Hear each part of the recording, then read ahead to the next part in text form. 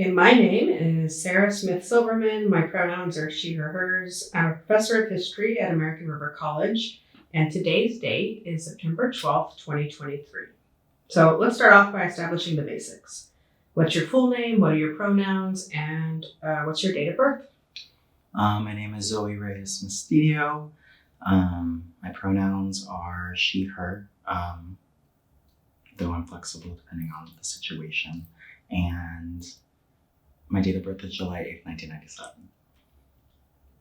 So tell me a little about yourself. What are your interests and hobbies? What do you like to do? Very, a lot. Broad question. I moved back to Sac last year, so I'm still trying to figure out things that I like to do around here. When I lived in the Bay, one of my favorite things to do was just to go out to Dolores Park in the city, hang out with friends. I really like watching horror movies, so I have a few friends that I will hang out with, and we'll have marathon nights. I really have been enjoying going to new places to eat here in Sac, just because it's such a different environment than the Bay, I think. And nightlife is, I think, one thing that's really important to me and something that I really enjoy. Here in Sac, I've honestly come to like the nightlife a lot more than I did when I lived in the Bay, and just found a lot more community, more friends, more people that I enjoy being with, more venues that I just like being at. Aside from that, I write poetry. I am interested in being a doctor. That's my main goal, though. I think I have a really taking classes now at 26, and then reflecting back at everything else that I've taken. I just really like chemistry, I've come to realize. So I'm also open to different career paths that involve that. I was talking to someone about medicine development, or just working in the lab. Honestly, just seems really cool to me. So when you said that you like nightlife in Sacramento more than the Bay, I found that slightly surprising. So can you elaborate? Yeah. I think what I've come to realize is that nightlife in Sac consists a lot more of people that are from here. Whereas when I went out to the Bay, it would be with my friends, but none of us were from the Bay. And then people that I would meet there weren't from the Bay either. And it's just a sort of different energy. I found that here in Sac, there's more consistent nightlife regardless of the day. Whereas in San Francisco, whether or not I was going to have fun really depended on what day I was going out, what event was going to happen, where we were going, so many different factors. And it was also just a lot more tedious, going out into San Francisco, doing that whole travel from the East Bay as opposed to just going downtown living in Sac. And I also think just this is the first time since moving back, I didn't really have many friends from when I lived here before. And so I really forced myself to be in situations where I would have to interact with people, and going out at night was just one of the ways that I would do that. And yeah, it just seemed a lot more welcoming, I think. I don't know if I answered. Do you seek out queer nightlife? I do, yeah. I started going to the Bolt when I first got here. Wait, what is it called? The Bolt. It's not in the Lavender District. It's all the way over I don't want to say all the way over in Arden, but it's around that area. It's a leather bar. And they do a lot of events. I would go for their game nights. I think they do drag shows every now and then. And then I started going to, when I first moved here, I started going with some of my friends to Badlands, which they also had in the city. But I like the one here more just because different demographics, I think. And then the Depot, which is right next to it. And then I sort of just one of the customers at my job is a bartender over at Bear Dive, which is also out of the way. Still, it's in downtown, but it's not with the rest of the other queer bars. And just really cool energy. They have a lot of events going on usually. So I usually go Thursday nights karaoke night because the gay men's chorus goes to Bear Dive after their practice. And so it's like karaoke night with people that are like amazing. And they actually started doing the karaoke night because they would just go to the bar after their practices. And then Friday nights, I think, is usually a drag show. Sometimes they have like pole dancers or go-go dancers. Saturday nights, they also do karaoke, but it's a different crowd than the Thursday one. Those are usually the days that I go out, so I don't really know what happens any other days. Yeah. Noted. I wrote some notes to send to myself for Yeah. the future. No, Thursday night's like so good at Bear Dive. It's really fun. Yeah, I went to the Bear Dive once and I saw a drag show there, Mm. but just recently. Mm. You know, life with a toddler is not, middle age and with a toddler. Yeah. I also think like, I mean, I didn't really go to any like straight bars in the Bay, but I have realized I've gone to a few here and I've like liked my experiences there as well. So I remember like in just like different like energies, especially in the Bay. It just felt like the straight bars were a little bit more hostile, especially in Berkeley. That college town sort of vibe, I think. I remember going to Kips and being very uncomfortable. Isn't that like a sporty bar? Mhm. Kips? It's right across the dorms, like in front of campus. And yeah, I like the energy here more. One of my friends is from Tracy. She lived in the Bay with me, and she said that when she visited SAC before, like the nightlife was also like she's like, wow, it's great here. Yeah. One place that I miss in the East Bay is the White Horse. Did you ever go there? Yeah, I think they renovated it recently, maybe. They also put like a rainbow crosswalk in front of it. So it's like a really pretty area now. Yeah. Okay, so where did you grow up and where do you live now? I was born in the Philippines. And I moved here to Sacramento when I was 1.5. My mom came here first as a teacher, some sort of like exchange, like, I don't know what it is exactly, but basically it was a program for her to teach in America. She had the choice between Sacramento and Texas. Chose Sac. And so I grew up here, mostly in the South Sac area, but then I lived in Elk Grove for a little bit as well. Moved back to South Sac though when I was in high school. And then, after I graduated high school when I was 18, I went to Berkeley. And then I just stayed there until I was like 25. In Berkeley? Mm-hmm. Or I stayed in Berkeley for about 5 years, and then I moved to Richmond at the beginning of the pandemic just because rent was super cheap and I was working from home anyway. And then I moved down to Oakland by Lake Merritt when my last year.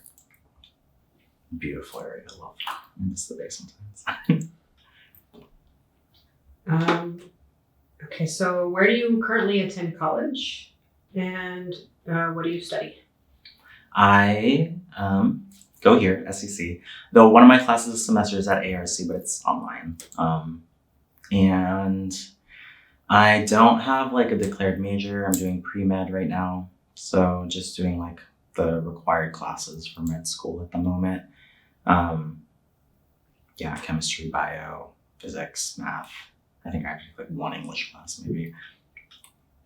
And are you attending school full-time or part-time? So far, full-time. I do school full-time. I think I'm in 15 units this semester, and then I work part-time. So can you tell me about how you identify with regard to your social identities, broadly speaking? Race, ethnicity, sexuality, gender, disabilities, religion, and so on? Yeah. Lots of different facets. I think as a Filipino, like there is like a racial like gray area that I've experienced growing up where like I identify personally as Asian, but I know a lot of Filipinos who don't. And I know like I've had experiences where people like refuse to like say that Filipinos are Asian. And so that's sort of been like part of my experience growing up racially. I'm also an immigrant, so I moved here when I was 1.5. But I don't, that identity is a little strange for me because, not that I don't feel like I can claim immigrant, but I think that a lot of my friends and the people I grew up with, like undocumented immigrants or people that just like had a harder time getting into the country. And then a lot of people who are immigrants are also like first gen college students. My parents went to college in the Philippines and my mom also went to college here. So education was just like always a central part of my life in that way. So yeah, that one's a little weird. I feel like I identify more like immigrants on paper than I do like experience wise. Also because I basically grew up here except for like the first 1.5 years of my life.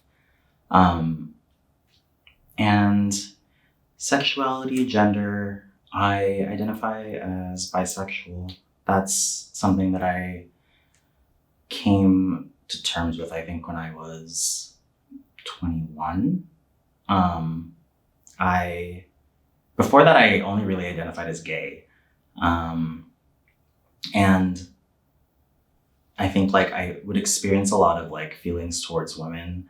But I think it took me first realizing that some of those feelings were like feelings of jealousy or feeling like I missed out on something or feeling like I don't get to do things that I want to do or like express myself the way that I want to express. So once I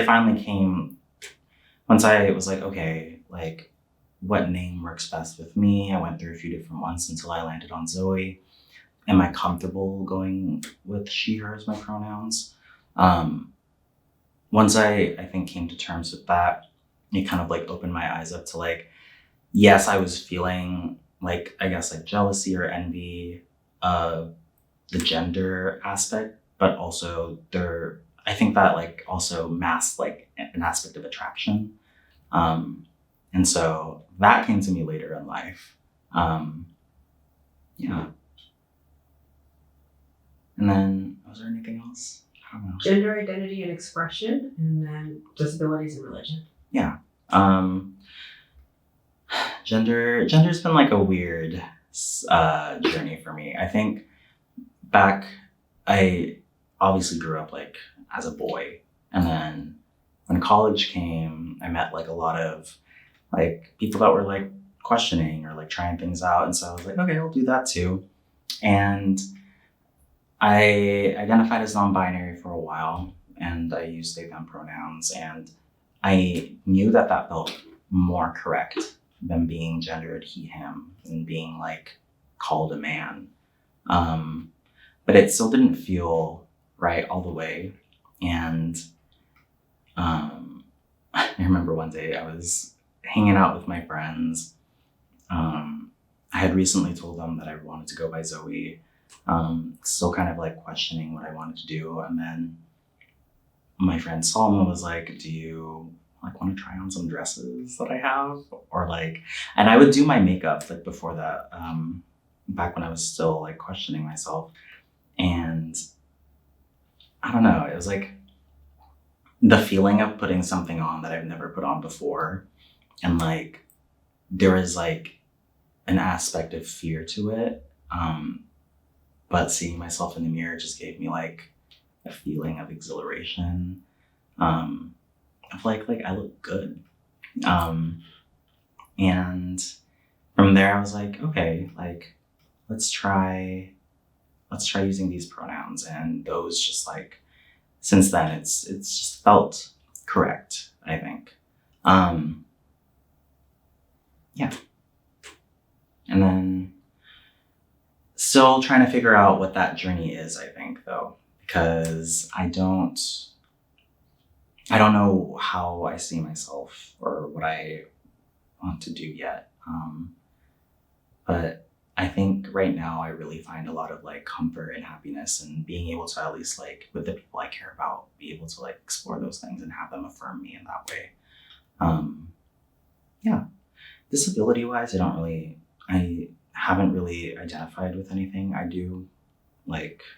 have mental illness, and I think like through my life, I've really, really struggled with depression specifically, um, for a variety of factors. Um, but yeah, I would never say I identify as disabled. And religion?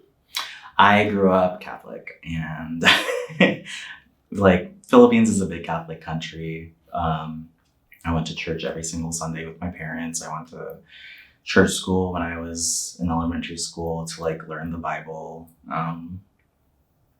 And I mean, I knew then that it wasn't really something that I was going to carry with myself, I think, even as a kid. And now I think there are still some parts of religion that I hold or that I might have internalized, but I don't really call myself religious in that way.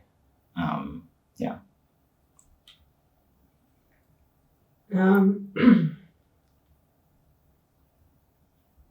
So you said in the questionnaire that you filled out that you identify as a masked woman. What does that mean to you? Ooh, it's more of, because it doesn't really necessarily feel right to say gender fluid anymore, though I think that is sort of like how I go about my daily life. I think part of it is just for like protection of like being able to like identify or present as masculine when I don't know whether a situation is safe. And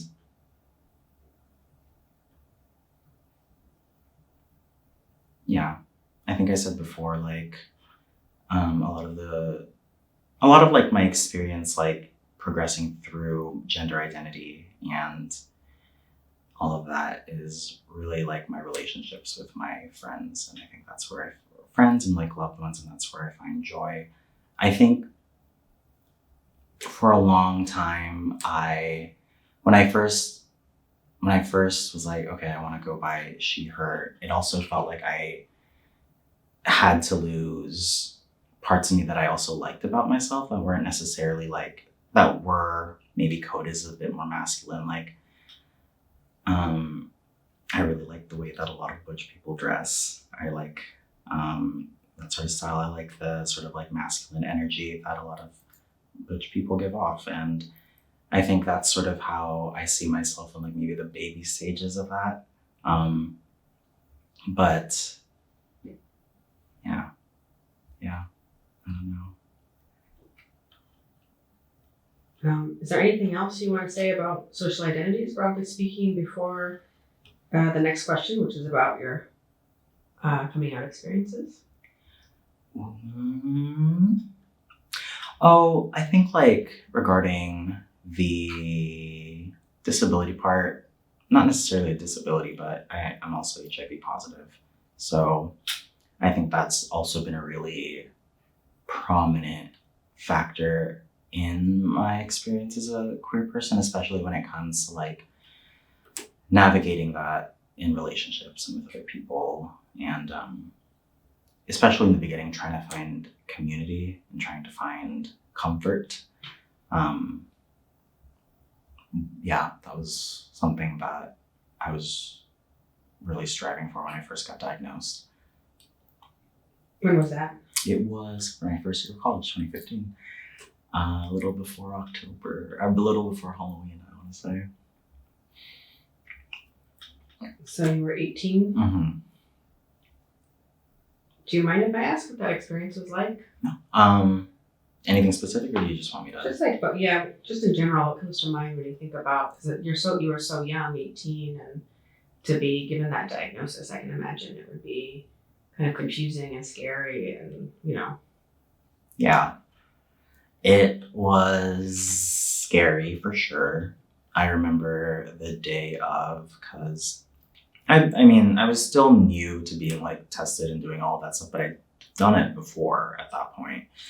And so I just thought I was going in for routine testing. And they asked me to come in, which they normally don't do. And so I was already a little bit nervous. And I went to the Tank Center at Berkeley, and they told me I was positive. The doctor, I think that was there, worked at the East Bay AIDS Center before, or at least had like a really close relationship with them. And so I think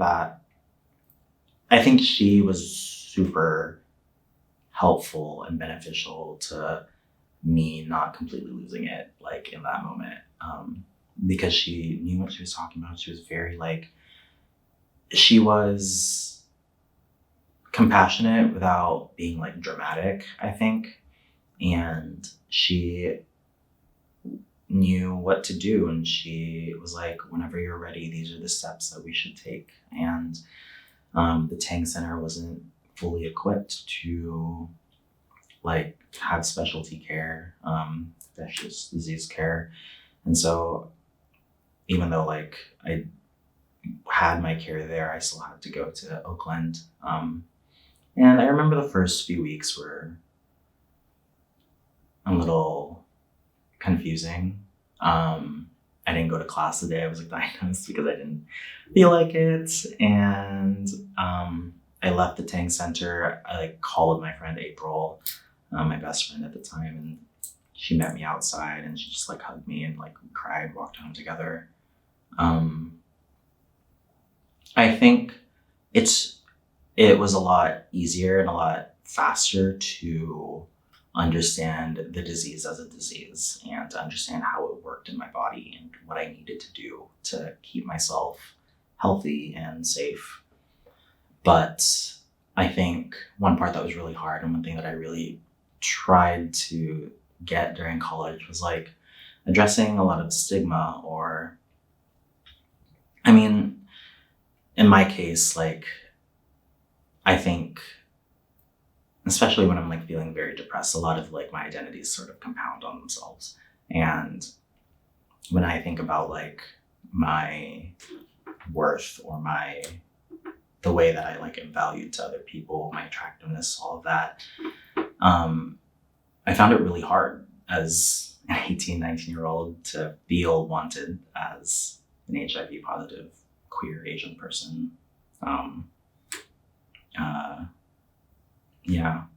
And so it was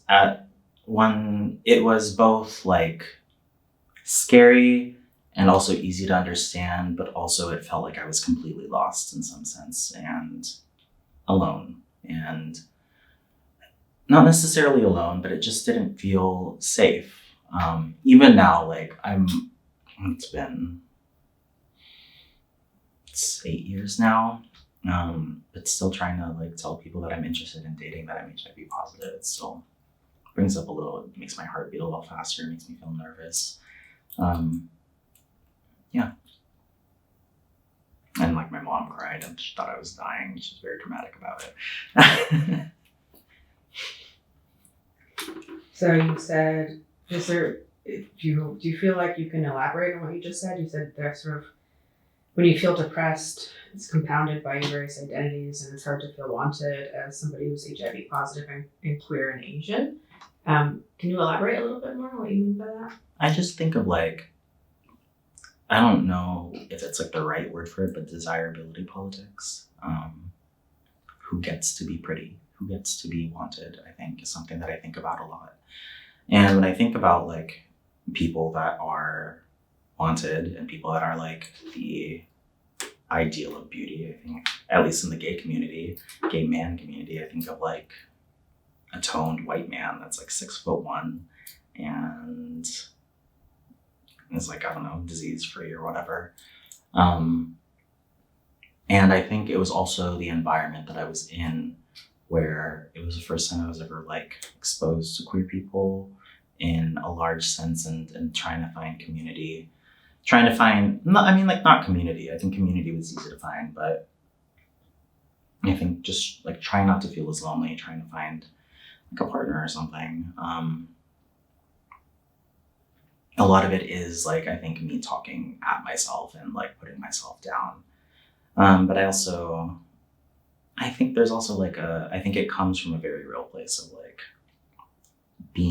growing up and having people, not boys and girls, like not want me because I'm Asian, or when I was little, it was like I was a bigger kid, and so like that, like the body sort of shame coming with that as well. Um, yeah, I just like when I think of myself, I don't see like the epitome of what beauty should be, I guess. Yeah, and so I don't know. It makes it feel like it's hard to find someone I can trust, or if I do find somebody that I really enjoy being with, there's just that fear of like, will they still want me after this? Regarding HIV. And then before that, like, will they even want me at all looking the way that I am? Yeah. Before you said that a lot of Filipinos don't identify as Asian. Can you elaborate on that? It's not that Filipinos don't identify as Asian. I think I've talked to my mom about this before. I think she identifies as Asian. It's a weird place, I think. It was colonized by Spain for 300 years, then Japan, then the US.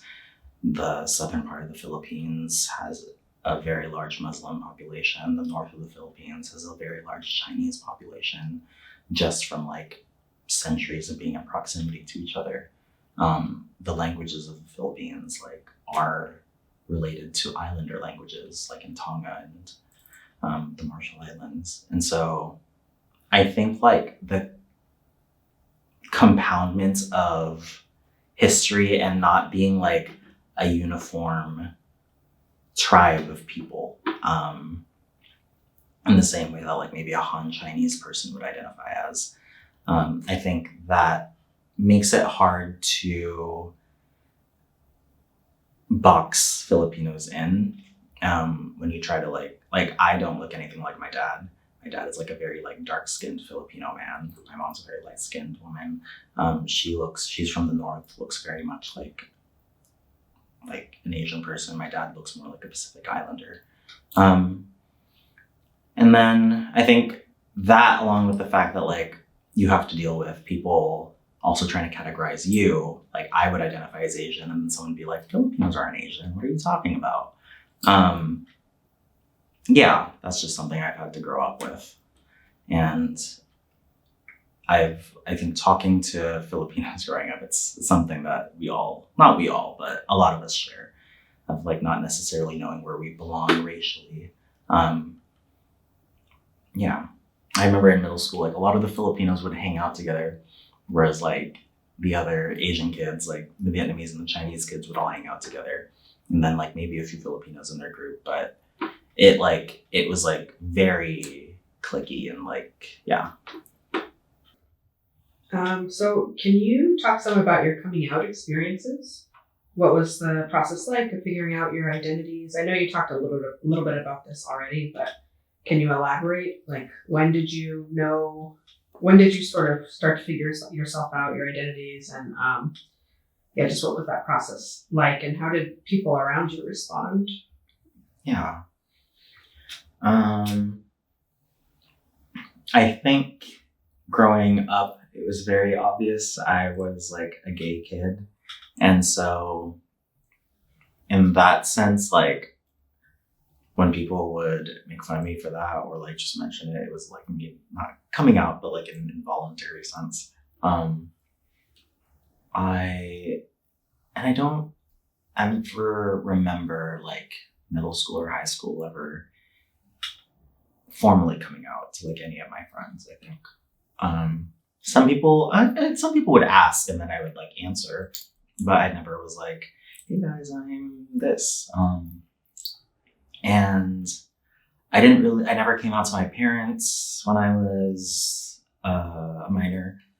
And though I'm pretty sure they also expected to. I remember one time I was in my parents' bathroom and they had the Reader's Digest stuff on the thing. And I was like flipping through some of the tiny pamphlets there, and one was just like dealing with a gay son. So yeah,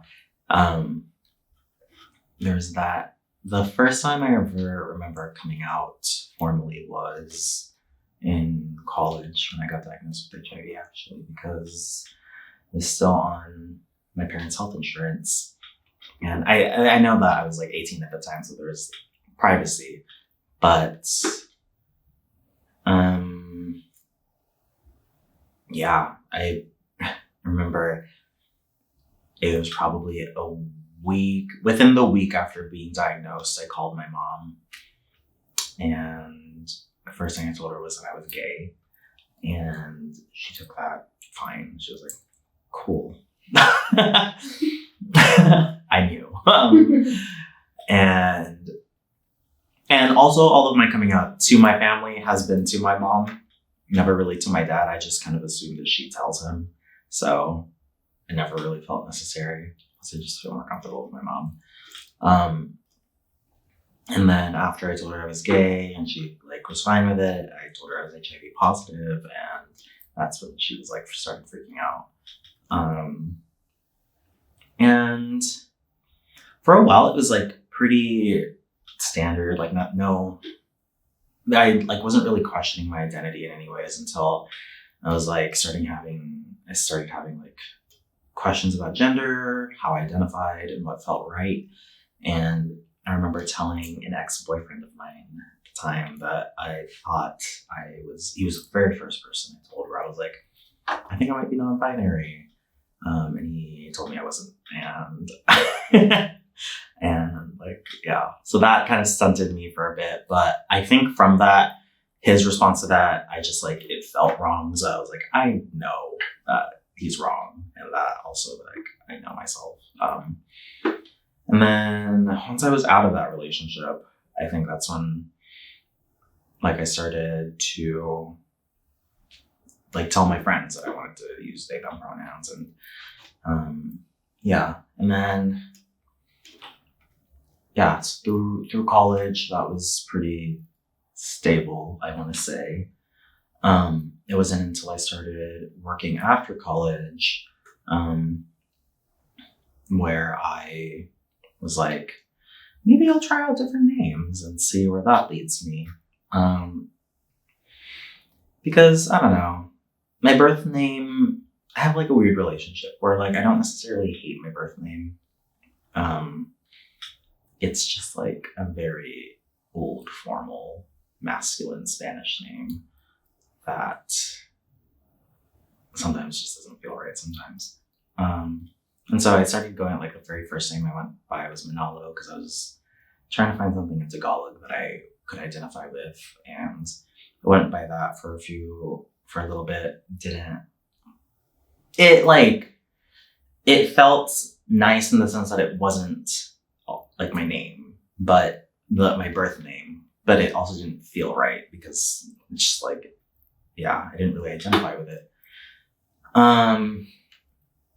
That was around, I think, 24. And my friends, I told my very close friends at the time, they're still my very close friends. It's a group of like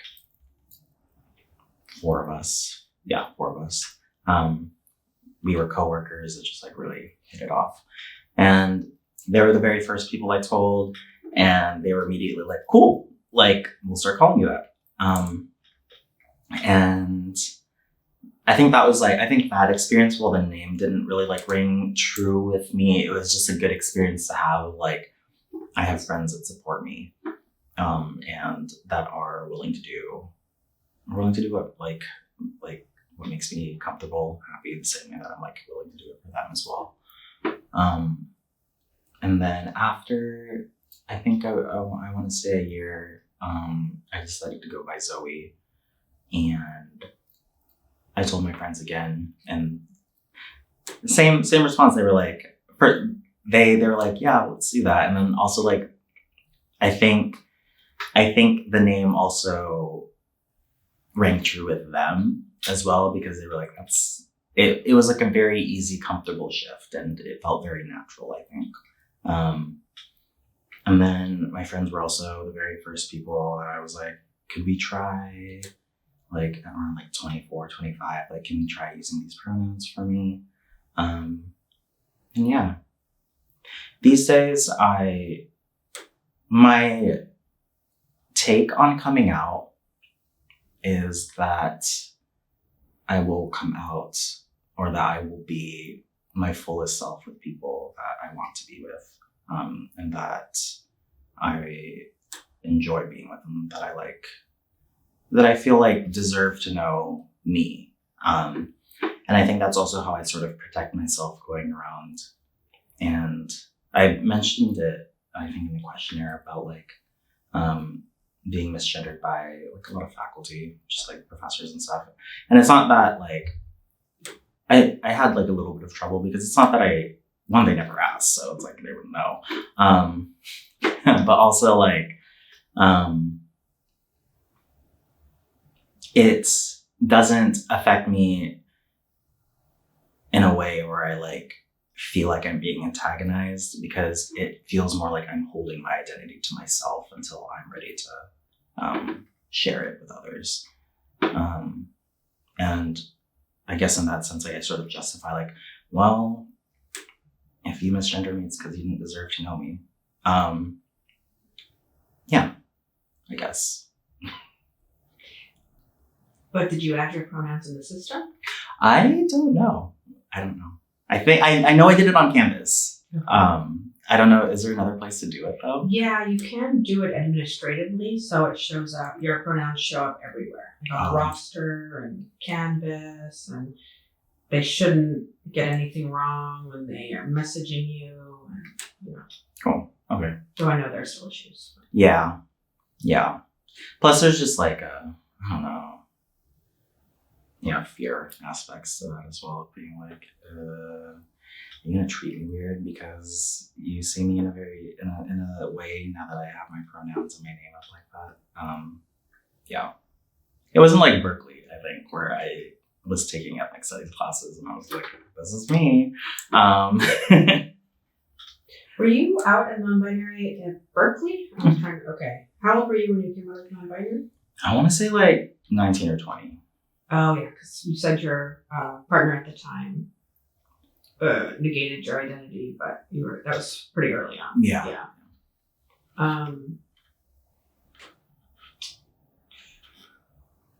So are you out you identify as trans, right? Okay. Just don't want to apply labels that you're not adopting yourself. So are you out to your family as trans? It's weird. I don't remember ever like formally coming out to them, but I mean, I told them I go by Zoe. My friends call me she, her around them. So yeah. And my mom has asked me before too. With my parents, I'm just like, as long as you're not like calling me anything out of hatred, like I don't really care what you call me. Plus they call me by like my childhood name. That's neither my given name or the name that I chose for myself. So I don't really. Do you ever feel like you want your parents to call you Zoe and use she, her pronouns, or is it something that you sort of have, it's not as important to you? It's not as important for me, and for the reason that like, well, I would like to be called Zoe by my parents, and they do that, so that's nice. The pronoun part, I think when I'm speaking to my parents, I try to speak in Tagalog, just because I stopped learning it when I was 5 years old when I started going to school here. And in Tagalog, there's only one pronoun, and it's a gender neutral one. So in that sense, like, it's never really an issue because it's not within like the context of how we're talking, if that makes sense. Yeah. So it sounds like you found a lot of support among your friends. Why do you think your friends were so supportive? I think, I don't know. Are they all queer as well? Yeah. They are, well, one of them is, one of the songs bisexual, one is gay, the other one is non-binary. So, I mean, we all share that sort of identity, and I think I support them, whatever they want to do. And so I think it's just like a respect thing. Yeah. This is a friend group in Sacramento, or were they in the Bay? In the Bay. Okay. Yeah. It's been trying to make friends as an adult is hard.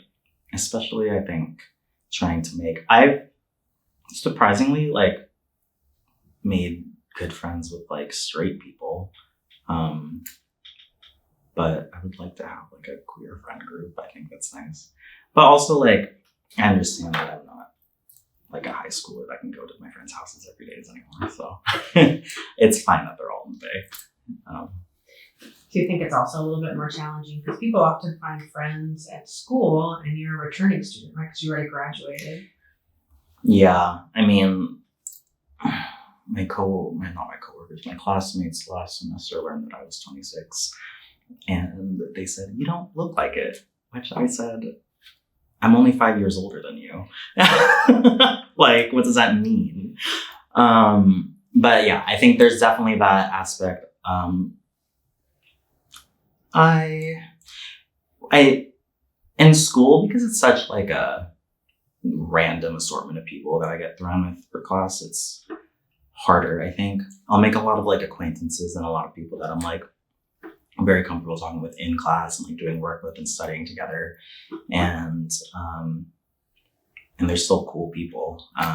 But yeah, I think work is a place where I've met like a lot of good friends. It's where I met the ones in the Bay, and a lot of the friends that I hang out with here now are either from work or like people that I met off of apps.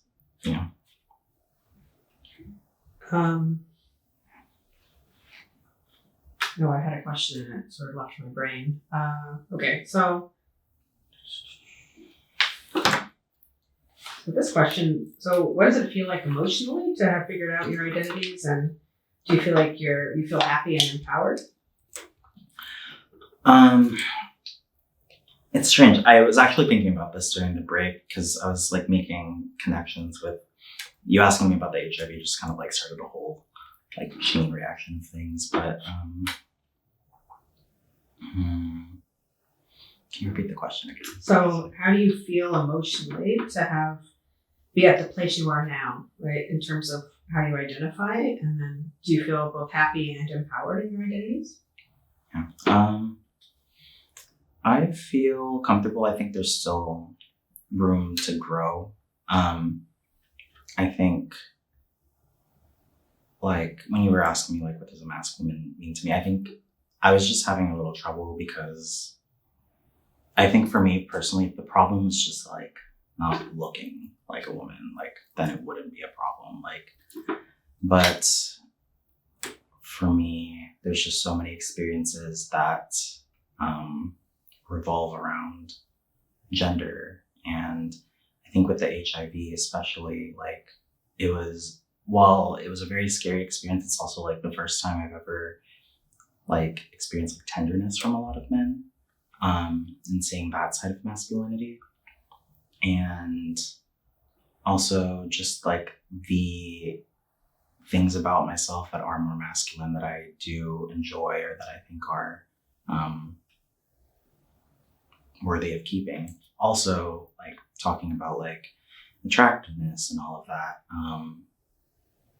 I think there is like a really big fear of like what I will look like, and being accepted in that sense. So I think when you say what I will look like, what do you mean? Like, I think if I were to like begin transitioning physically, like doing hormones or surgery, I think, well, I have like a sense of like what I would want to look like, and like I don't know. I don't feel like I would be necessarily uncomfortable with myself, but I would be very afraid of how other people looked at me. And so like just starting off the transition, or even just like even if I looked like a cis woman, like the sort of opinions backlash people might have of me, against me, I think that really scares me. I think it's like, yeah, room to grow, I think. Yeah. Well, it's hard to be like just 100% empowered in your identity in this context, right? We're not in a totally trans inclusive society, especially in this moment. Yeah. Yeah. So what do you love most about being queer? I think there's just like a lot of things. I like the sort of freedom that I think it gives me. I think freedom in the sense of like, I'm not hung up about like who I'm hanging out with or like that sort of stuff. The people, I think, I'm like losing my train of thought now. Do you mind asking the question again? Sure. Yeah. What do you like most about being queer? Or, you can also answer this question if you want. Where do you find queer joy? Oh, yeah. Okay.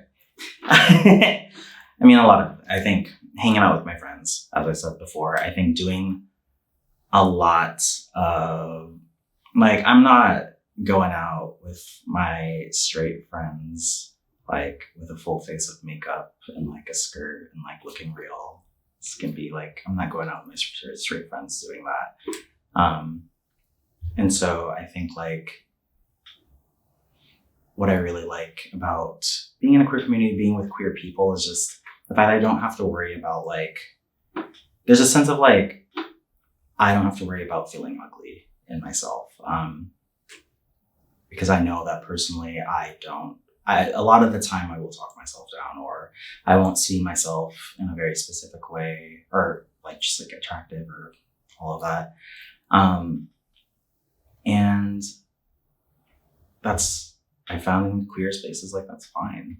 And there's no, I think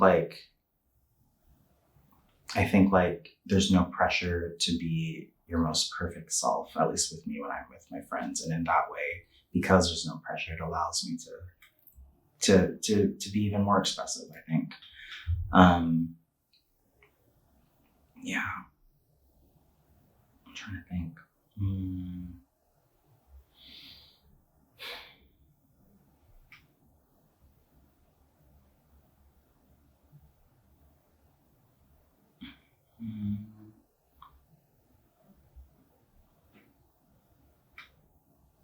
I'm trying to think of like sources of joy that aren't necessarily tied to like physical things, I want to say. Because I'm thinking of like going out with my friends and just like trying on ridiculous clothes like at a thrift store or something, or doing each other's makeup, doing each other's nails and stuff like that. But I think there's still like ways to find joy outside of that. I think with a lot of queer people, there's also like,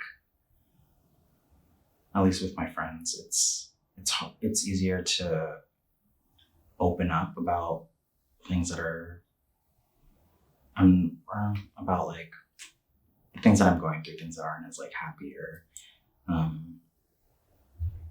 like opening up about a lot of shame, I think, is something that I think I've done a lot with queer people. And in that sense, just like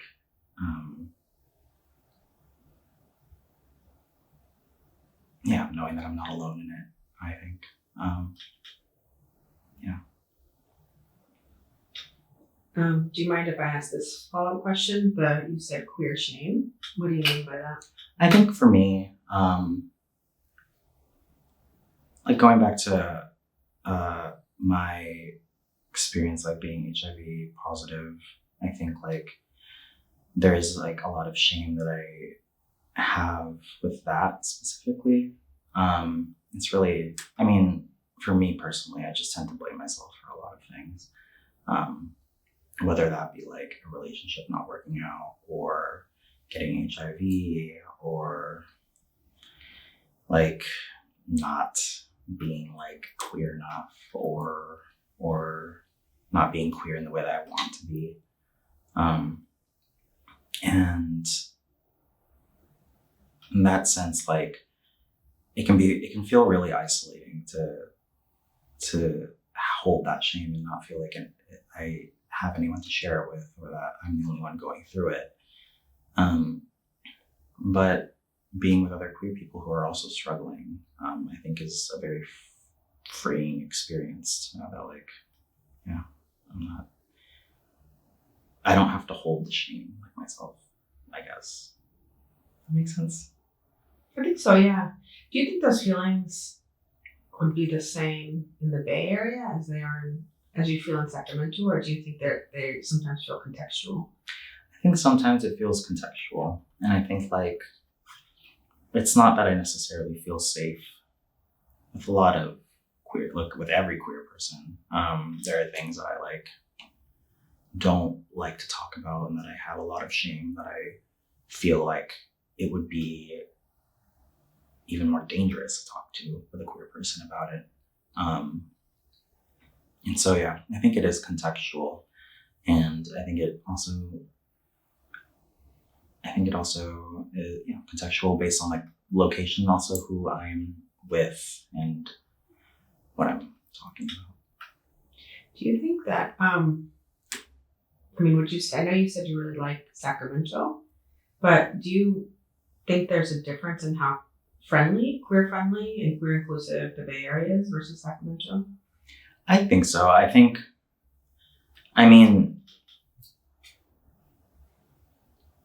When I moved away at 18, I was very happy. Because I think it is, in the political sense, like there is a lot more conservatism around here.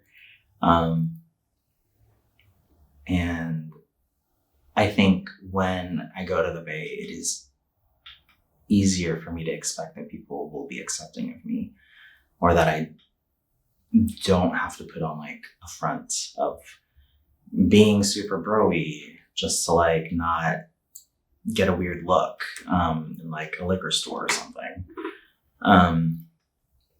But I think it's strange. I think that I wouldn't say there's necessarily like, when I'm with the people that I like in both areas, there's not like a big difference, I'll say. Or that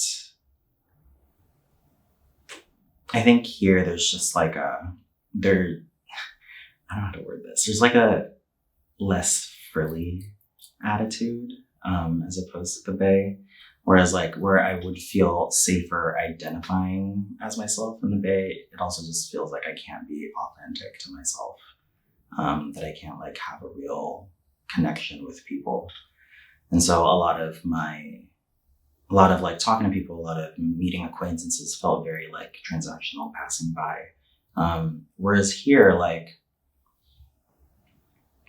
I think like even if somebody isn't necessarily the most like well-versed in terminology or all of that, like it's not like, I don't know how to word it, but it's like,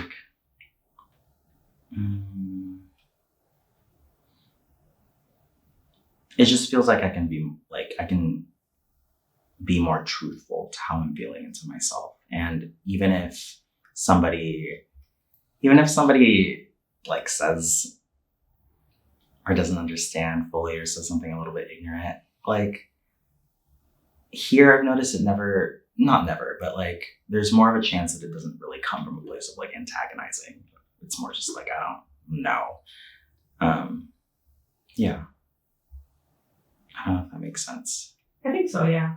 I mean, I came from Oakland in 2016, and the one thing that I noticed immediately was the like not thinking about human relationship as much, like how I was relating to people in an interpersonal way, but more like the gender binary was more stark here than in the Bay Area. And at first that made me very uncomfortable. Mm-hmm. So I guess I was sort of thinking about that. It's like, if you're around more genderqueer people, it can feel easier to maybe feel like like be yourself outwardly, Yeah. even if, you know, yeah, I'm not talking about the relationship component as much. Yeah. Yeah. I think so, yeah. I mean, here it's very like man or woman. I think at least like in the Bay, I felt more free expressing myself in different ways physically. Which is nice, and I think everyone should be able to do that. I think it's amazing. And while it's not necessarily something here, I feel like there's still a merit somewhere. Yeah. So you mentioned having mental illness and you mentioned depression. Can you talk about how, if it has, how that's impacted your education? I think I'm personally the kind of person where it's hard for me to give up on something, even if it's like super hard. And so when I think about like my mental health and education, it's not that I ever had experiences like not being able to, I think, do something because I was like in a really bad place mentally.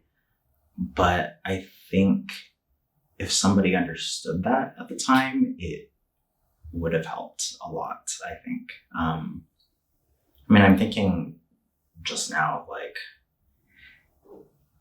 the HIV diagnosis, while it was physical, it affected me mentally in so many ways.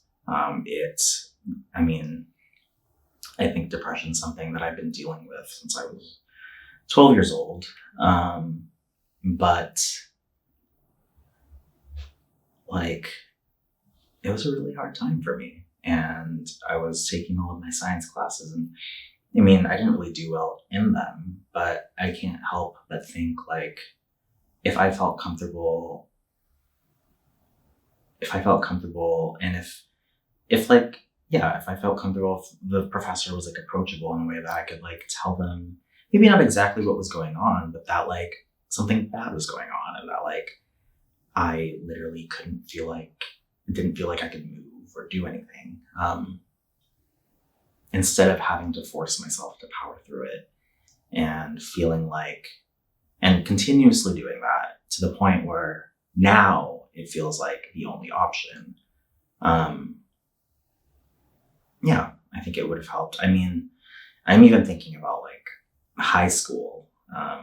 Like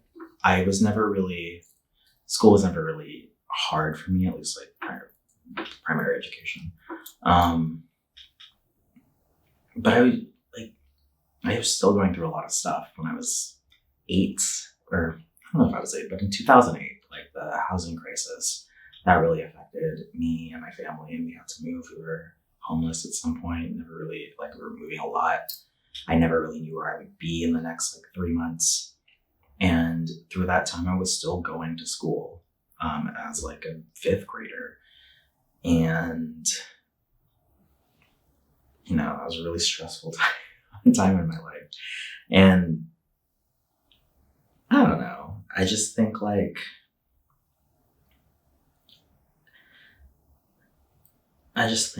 there's so much that goes on in life that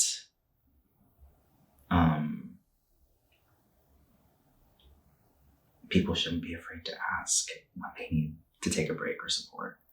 And I don't know, when I was like thinking about like queerness, mental health, education, how that all comes together, what I think about is like how a lot of the education in our education system, or some of the professors that I've had, like, didn't really matter if you were queer. They weren't going to understand mental health to begin with.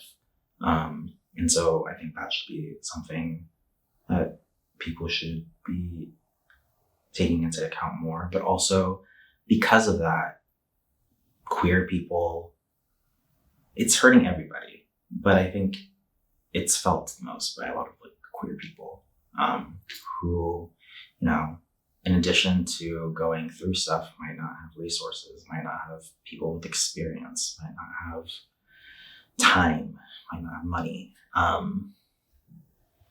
And so, yeah, I think of that. I don't know if that was a fully developed answer.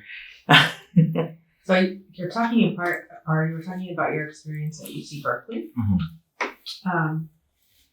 And do you think there's a difference in how approachable your faculty are at SEC as compared to UC Berkeley? Like, do you think, I don't know, is there an approachability difference between the two systems of higher education, or is that hard to, I can imagine that might be hard to answer too, because you're doing pre-med courses at SEC and you're majoring in ethnic studies.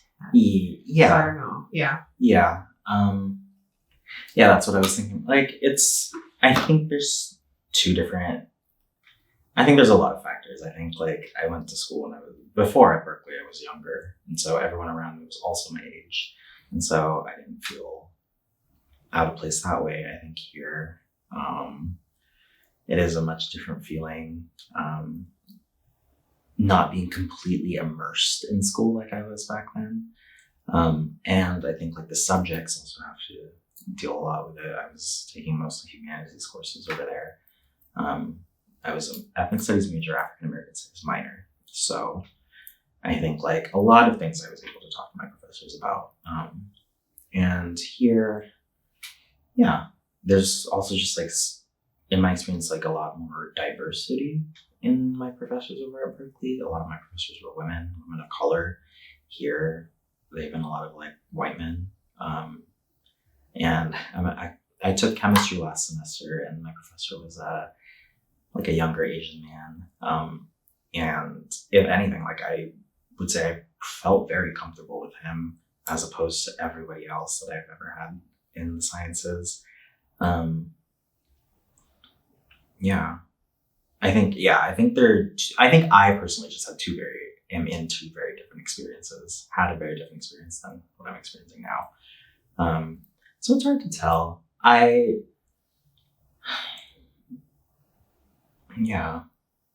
have taken, like, Arabic here, so that's, like, a non-science course. But even then, it's hard to gauge. So you said you have a kind of an inclination to just try and power through. Yeah, which I don't know. I think that's sort of just, like, something that I've, like, grown to internalize. I think, like, especially as a kid, it didn't really, talking about queerness as a kid, one thing was I didn't really feel like I had time because just so much else was going on. I was rambling, sorry. So do you feel like you could, if you're going through something with regard to your mental health, do you feel like you're like, having issues getting your work in on time, something like that, do you think you could approach your faculty member and ask for some kind of, like, extension? Would you feel comfortable doing that? Or is that something you've sought before? It's something I've sought before, but in my mind, it's a very, like, last resort sort of situation where, like, if I have to, like, feel like I physically can't do anything. Like, it has to feel like I'm shutting down for me to seek assistance or help, I think, which is, I don't know if it's like a broadly queer experience, but yeah. Okay, anything else you want to say? I think there are probably more specific follow-up questions I could ask, but anything else you want to say about sort of mental health, being HIV positive, queerness, and education? Not that I can think of right now. Anything, would you say, like, if you thought about mental health and your identity as Asian and Filipino, do you think you could think about that intersectionally, or how would those two shape each other? Yeah. Mental health was never something that was talked about growing up, I think maybe later on in life, after we'd been in the country for quite a while. I remember in high school, I had a paper, like a 20-page paper that was due, and didn't have it done, and I was freaking out. My mom was like, "Do you just want to stay home?" And I think that was the very first time in my life where I was like, I felt like it was like a checking in on my mental health. So yeah, I mean, now a lot of I go to therapy now, and I go to psychiatry, but those were things that I had to seek out for myself as an adult. And I started myself, not like even, yeah, like growing up, like psychiatry wasn't like a thing that we ever talked about, even though like maybe I could have benefited from something in elementary school. Or like, yeah. I'm trying to think. I also think that talking about being Asian, there's just like an expectation, I think, or a assumption that like I will do schoolwork. And I think, or that like, I remember growing up and everyone would be like, "Oh, smartest kid in the class, blah, blah, blah. It's because you're Asian." And I don't know, it's like a weird thing because it's like, I feel like one part is like, do I have to live up to this? What's the effect on me in that case? And yeah. So you said at Berkeley you majored in ethnic studies and then you minored in African American studies. Mm-hmm. Why did you choose to major in those, or major and then minor in those subjects? Ethnic studies I sort of just fell into. After I didn't want to do science anymore, I just started taking other classes. And I remember I took English, which like I really liked English. I still do.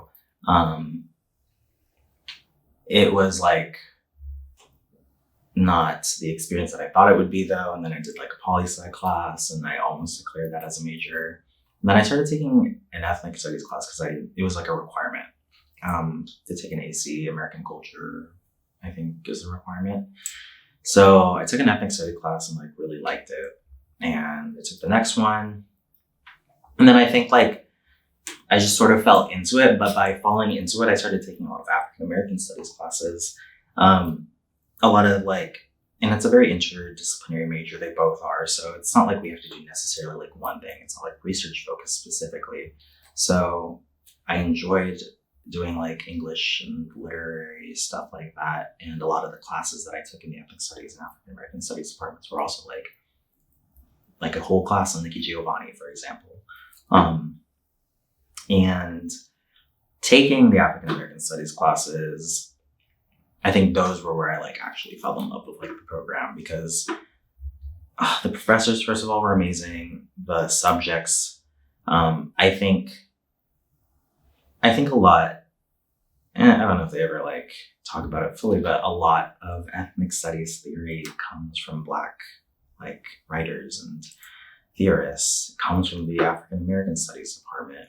And so one part is just like, I think being trained in like the very foundation of everything that I was learning and not having it necessarily watered down through like different political lenses of like the ethnic studies program of like, I think of like intersectionality a lot and how, yes, it's like very applicable to a lot of things that we talk about today in terms of identities. But I think learning about it, it was crucial that it was taught by a Black woman and that it was about her experience, not necessarily being Black and a woman, but how they compounded together and the sort of effects of that.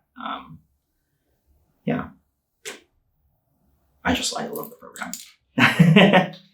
Did majoring in ethnic studies and minoring in African American studies, did that sort of help you understand your own experiences in the US and your family's experiences better? I think so. It was more of like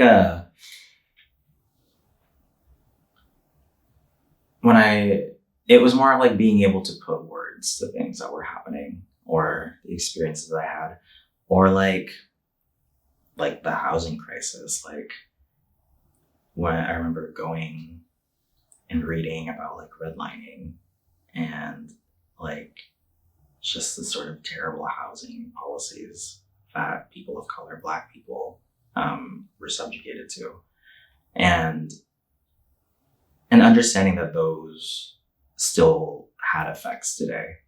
And so, yeah, I think it helped. I think one, it really helped me understand a lot of the things that were going on growing up, but also like not feel like it was all completely isolated events as well. That I think, I mean, in ethnic studies where it's like there is a project going on, and it's like, and it's actively antagonizing like marginalized communities. I think I asked that question in part because you were talking about like the expectations that you had when you were growing up, and to try and be the best in class, and and then thinking about like, the model minority stereotype and how that impacts Asian Americans and how that's used against African Americans in particular. So that's why I asked that that was a quick transition from mental health to asking about your major and your minor at Berkeley. Yeah. I mean, it's very interesting that you brought that up just because, I mean, I think that this country has a very good way of making people hate Blackness, even if it's subconsciously. And I think one thing that it like did a really good job of was just like understanding how a lot of that is also weaponized to turn people against each other. How a lot of like the model minority stereotype is like model minority. I think they called it racial triangulation in one of the books that I read, of like using this binary and establishing something else to sort of like reify the binary. And so like, just knowing the ways that I've sort of grown up to subconsciously think that I'm like better than other people, or that like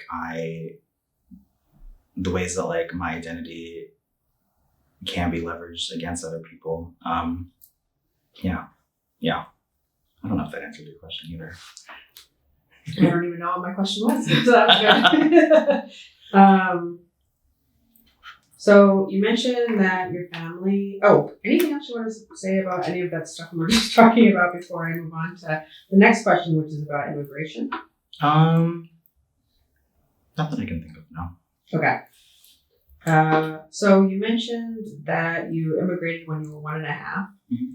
and that you said earlier that you don't feel like your immigration experience is, or your experience being an immigrant and growing up in an immigrant family is that similar to a lot of other immigrant people's experiences. Can you talk about how do you think your experience growing up was distinctive because you grew up in an immigrant family? And then if there's anything you want to elaborate on from there about sort of some of the differences, I guess. Yeah, I think it's very contextual. I remember like growing up in Elk Grove, or when I was in Elk Grove, like being an immigrant was very much more like, I mean, we had like very conservative neighbors. And so like, it was just much more a point that we could be harassed for or something. And so I think like coming to this country and like not having the ideal American experience, having to experience racism, I think all of that, I would say like, yeah, I'm an immigrant in that way. But then like going to high school in a very different environment than Elk Grove, in South Sac, and a lot of the people around were like undocumented immigrants. And like even in my family, like Filipinos make up the largest population of like undocumented immigrants from Asia, I believe, in the US. So, and then I guess like my when I put it in that context, like there was never any like bureaucratic sort of struggle that I had to go through. Everything was very much like we were going by the books. We had no fear that we were ever going to be going back to the Philippines.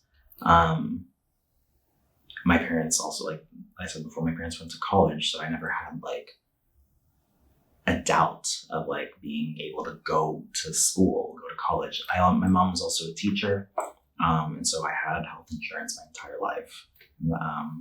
Even if we were like not the richest, I still knew I could go to the doctor if I needed to, which like a lot of immigrants don't have that sort of experience, I think. So it's not that like I don't identify as an immigrant. It's just that like when it comes to the experience of being an immigrant and the sort of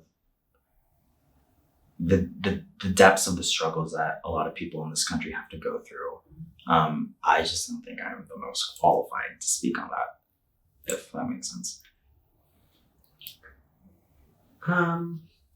What did your mom teach? She teaches special ed. She taught at she teaches at Live in Burbank. She's taught there since 1998, I want to say.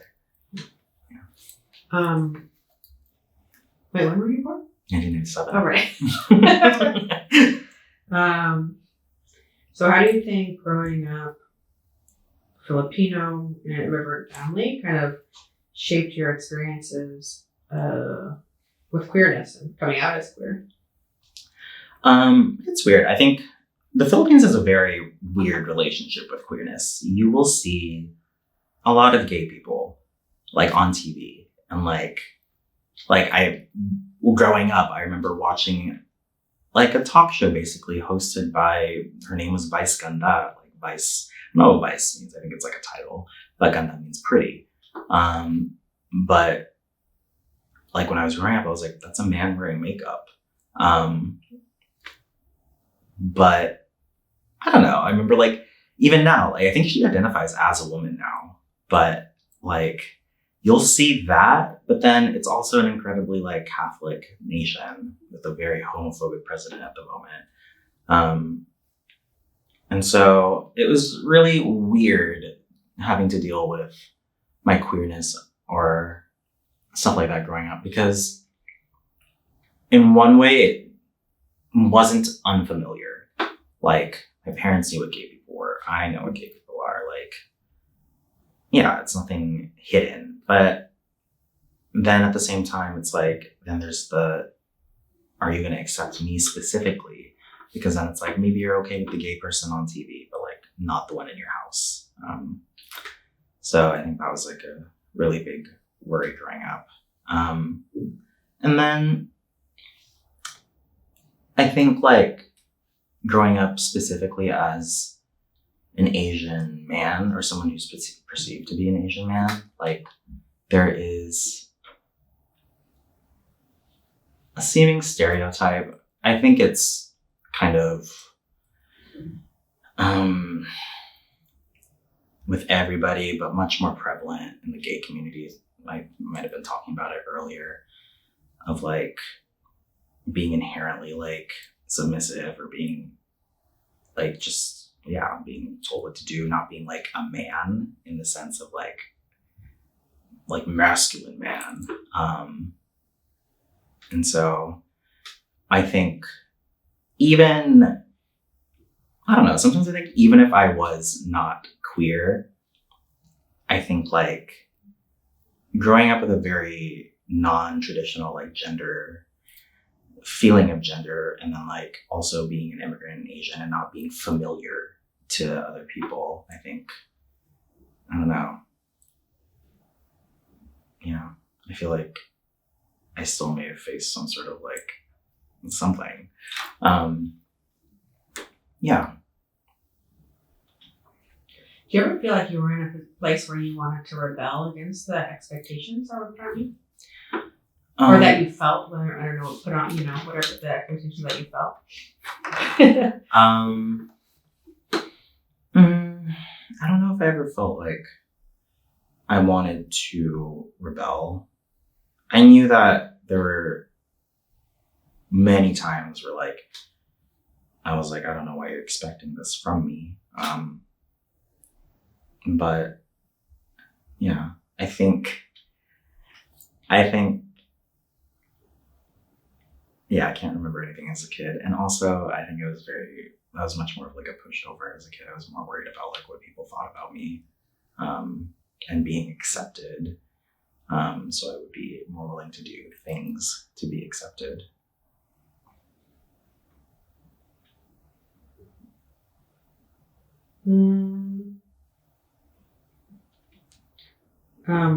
Growing up, did you have any experiences with like language barriers? Were you like put in a place where you had to translate or anything like that?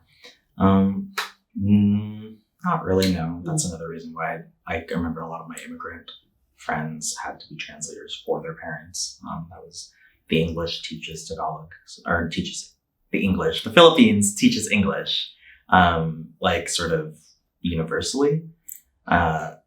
Philippines has like hundreds of languages, so trying to speak with one another in native languages can be a little hard. I think that's one reason. Colonialism is also another reason.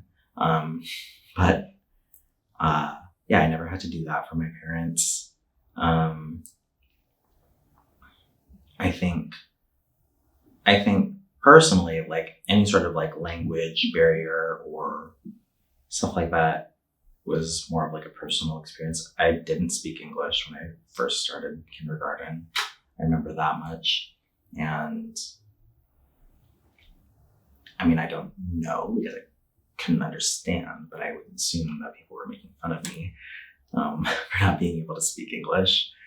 The language barrier is, I think that I've assimilated so much into speaking English that now it's a lot harder to communicate with my parents and my family and people from my country, and especially when it comes to deeper ideas like queerness. And like I don't know how to talk about like racial theory in Tagalog to my mom. Not that like I would need to because she can understand me, but like my grandma, for example, like I would need to. And I think that's when a language barrier, that's what I would call a language barrier in my case, I think. Do you have family back in the Philippines? Most of my dad's family lives over there. My mom's family is like half there, half scattered in the US. Do you ever visit them in the Philippines? No. I was born there. I went back once, I think, before kindergarten. And then the last time I remember going was in the year 2021, 2018, 2019?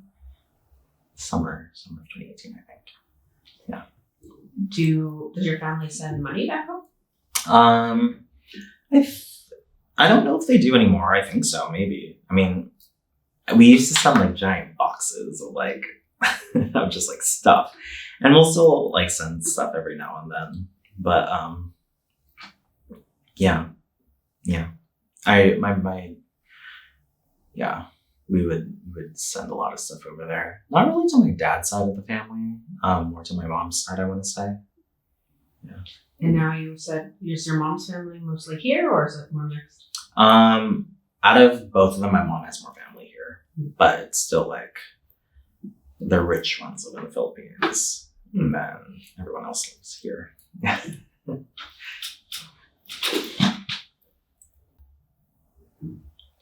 So you mentioned before that at some point you were homeless. That was 2008 during the financial crisis? It was then I want to say like for like 2 years after, until we found like something stable. But like I want to say housing was always a point of stress for me up until I moved out of my house. The last time we moved before I left was literally 2 months before I graduated high school.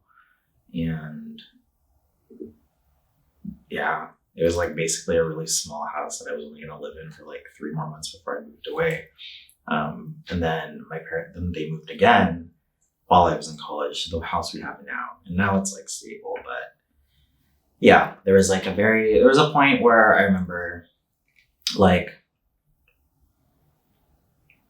it just went by really fast, I think, too. But like we lost our house and we didn't know where to go. And there was a lot of like hopping in between like relatives' places. There was one point where we were living like in the attic of my aunt's place, who already was like my aunt, her husband, her 2 kids, her grandma, I think, and then one other person. And then we were all living in one room in their house. And we just like sort of had to make do and didn't know how long we were going to be there. There was one point where my she's a family friend now, another Filipino teacher that my mom knew. And I think, I'll touch upon it a bit, but like, she went away for the summer and we lived in her house over the summer, just because we didn't have anywhere to go. But I think, we were talking about community. I think like one really cool thing is my mom's ability, at least when she came here, to find community with other Filipino people. That really helped us get through that time. Because yeah, it was just like, it was hard. And I want to say like we would move at least once every 3 months. It would be like to a room, just like somewhere that we could find. But there was a point for like a year where I just like didn't have an address and I didn't put it down on anything. Yeah, it really, I think if there's one thing I can definitively say like affected me now, it's the fact that I had to move so much as a kid, where like the idea of moving now is very stressful, and that's just not something I like ever really want to do. I like the stability. So you said for 2 years you were basically homeless? Yeah. I think until we found a house that we could afford to rent up in Elk Grove. My parents also did a good job of like, even though we didn't have a home, they tried to keep us like in the same area at least, so that even though everything else was like going everywhere, I still went to the same school, still saw the same people. Even if it meant like having to drive from Natomas all the way down to Elk Grove every single day, just to go to school. Yeah. And this overlapped, if I'm not wrong, with when you started to feel depression, right? Around the age of 12? I want to say, what was 2008? You were 11. I was 11. Okay. I did that. Yeah. I think a lot of sort of things happened. At the time, we didn't have a stable house. I was like starting to understand sexuality, starting to like go through puberty, I think. So there was that. I was getting made fun of at school for like being bigger, for being feminine.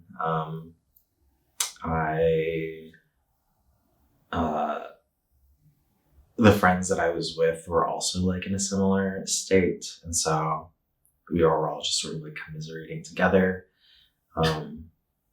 And I also want to say, like, my family, I think my parents specifically, like,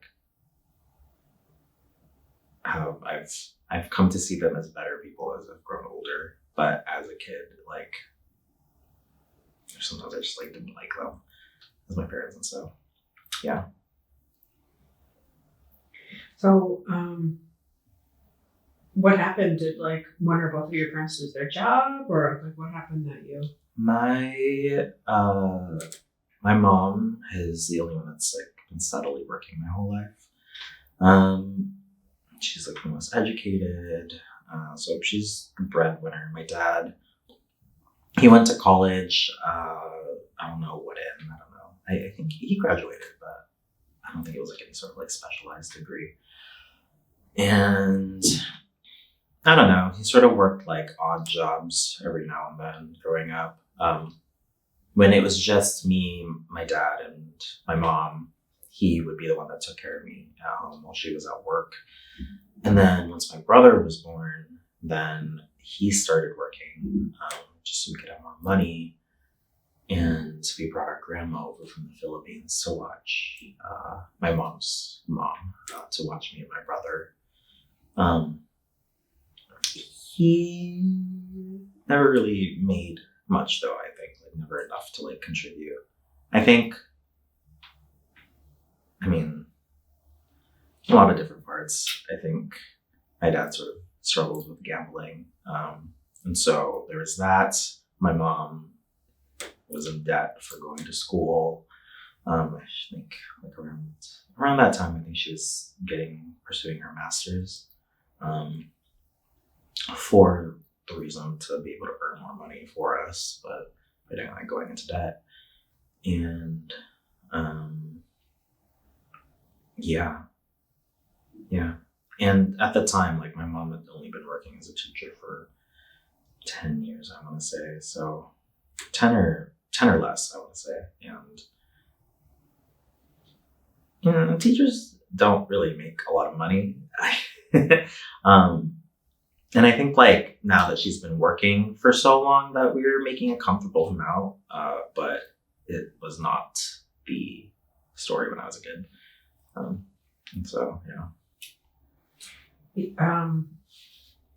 Yeah, my mom was a teacher and we mainly lived off of her money, so I know what you mean. And it's like a once a month paycheck, and it's like, it needs to be stretched. Yeah, when you have, especially with 2 kids. Yeah. So I'm just going to sort of skip ahead, if that's okay, and ask about your current class status. And you mentioned that you work. Can you talk a little bit about that? Yeah, I work as a barista now. I started working, I mean, even though we were struggling, my parents never forced me to get a job. And I think that was a very conscious effort on their part as well. So I didn't start working until I was in college. I worked at the dorms at Berkeley and in, like, the little mailing room area. And then I got a job at the Gender Equity Resource Center. And then I think after that, after I graduated from college, I was working as a barista in San Francisco. I've been working pretty solidly since I was 18. I did have to pay my own rent when I lived in the Bay, and that could be anywhere from, the lowest I ever had was when I first moved to an apartment, my very first apartment in Berkeley during my sophomore year. It was a $3,000 3-bedroom, 1.5 bath, living room, kitchen, balcony in Berkeley. So we each paid like $950 each. And then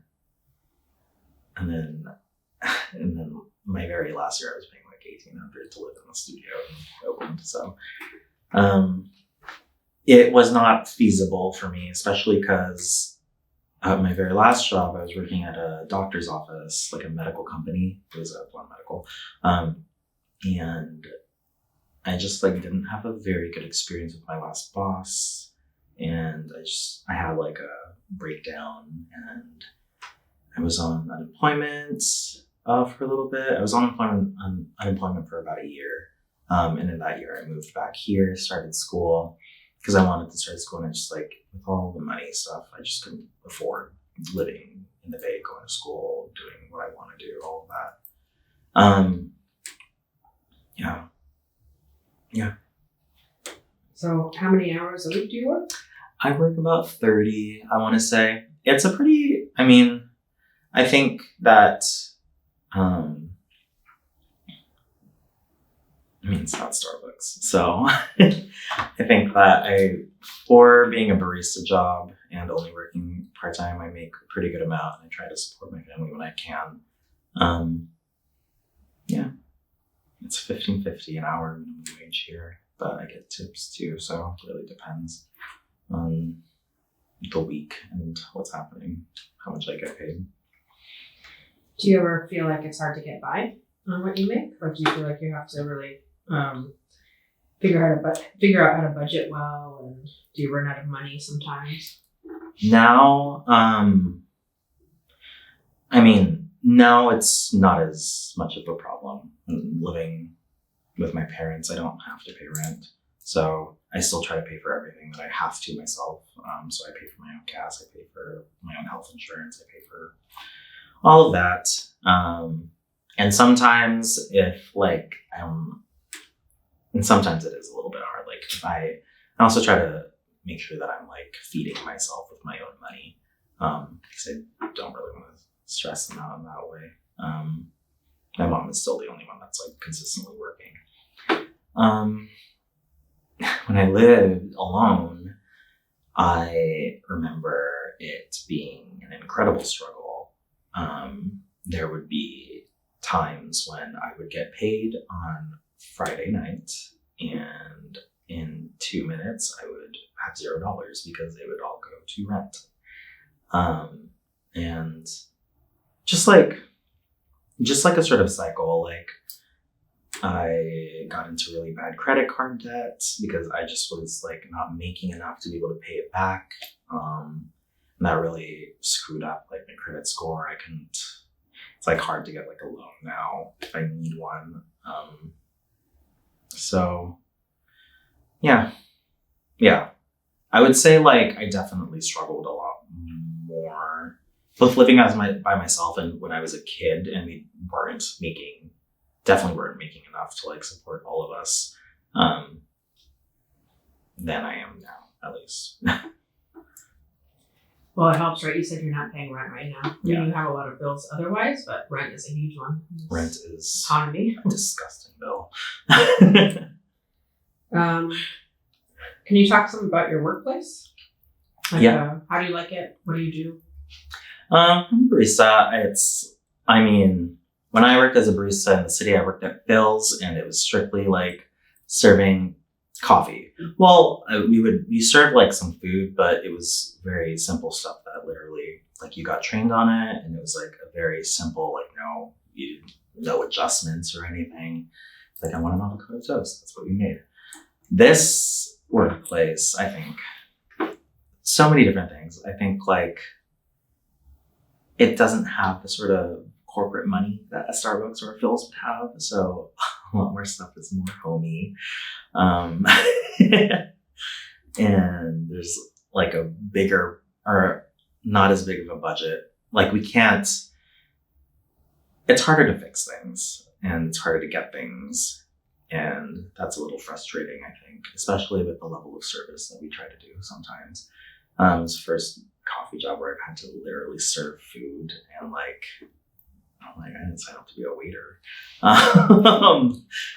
It's fine, but yeah, and the workplace is good. I think I work at Old Soul, so there are 3 other shops aside from mine, Capitol, Alley, and Weatherstone. And I think I really lucked out with the Broadway location.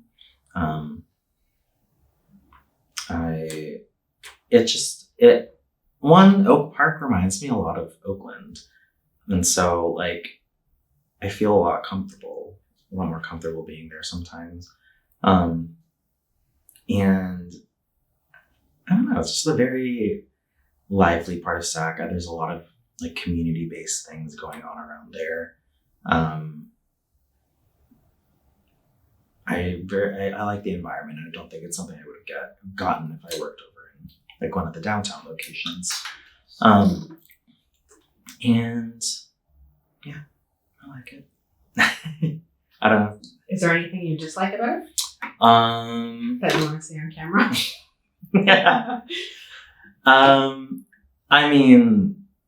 There are things that I can say that are pretty obvious. I wish like at our store we had new furniture. I wish they would fix the sink. I wish they would fix a lot of things that we need to do in order to like have the service that they expect us to do. I can't really speak much on like, I love my manager personally, and it feels weird saying that, but like compared to literally every other manager I've ever had, like this guy's the most like understanding person I've ever met. And yeah, but aside from that, like I really hate feeling like someone's like looking at everything I'm doing. and with sometimes it feels like that. Yeah, being treated like a child at my job sometimes. It's just like, What about customer service? Customer service. What about it? Wait. Do you like it? I mean, it's what I have experience in, I think. And I think I like it in the sense of like, I like being able to connect with people, I think. And so it's not always like that every single interaction, but I think when I do put myself into it and really try to like be that, there's been like some really cool interactions I've had. Yeah. It's customer service is like one of those jobs where it's going to be hard no matter what sometimes. You never really know what sort of person you could be dealing with. There are people where like you could be doing anything and you're just never going to get it right. And in that sense, it is difficult, but it's also a coffee job. I think that's what I tell myself. So no need to like get overly stressed about it, I think. You said you work 30 hours and you go to school full time. Do you ever have a hard time balancing those two things? Yeah. I think last semester was really hard. I was still taking 30 hours of doing 30 hours of work, and then I was taking chemistry, physics, and Arabic. And I remember my classes were Monday through Thursday, work was Thursday through Sunday. So I literally had no day off. And I mean, I still don't have a day off, but at least I scheduled my classes better this semester. Whereas like last semester, if I wasn't at school, I was at work, and I didn't really have any time. And I remember, speaking of mental illness, I just remember having so many like panic attacks of like, I feel so lonely, but I can't do anything about it because I don't have the time. Which, yeah. I think part of it is just me wanting to get everything done. This semester, I think I learned from that though, so I'm trying to be a bit better about it. Most of my classes are in the morning, which leaves my afternoons free to like rest or hang out with people or do homework if I really need to. But I try to do that I try to schedule my own times for that. Yeah, and if there's one thing I don't really like about work all the time is that it's the only coffee job where I've been scheduled for 8-hour shifts, which is insane to me. And so like having to go to my job and like trying to like being on my feet for a full 8 hours and then like trying to schedule things after that, it's hard. And I know like my mom's also mentioned like sometimes like she'll go days without seeing me, even though I literally come home every single day. So yeah, it's difficult. Are you out at work? Yeah. Another thing I kind of don't like, I wish there were more queer people at work. I don't know why there are so many straight men working a coffee job. I was wondering about that. Well, I wasn't sure. I was going to ask you, like, do you have queer coworkers? I have one. One that I work with, and I know they're like, my boss's boss is a gay man. Sorry, my boss's boss is a gay man, and I've met him, but he's in management. And then like all the other queer people I know like are at different shops. Who just quit. She's in LA now, so yeah, it's a little hard. I wish there was it's like not even that I can't like express myself at work. It's just like a feeling of like comfortability or just like somebody else there with me. And just like the fact, I don't know, in my head, it's just really weird that there's no more queer people working in a cafe. Do you think the clientele is queer? I think,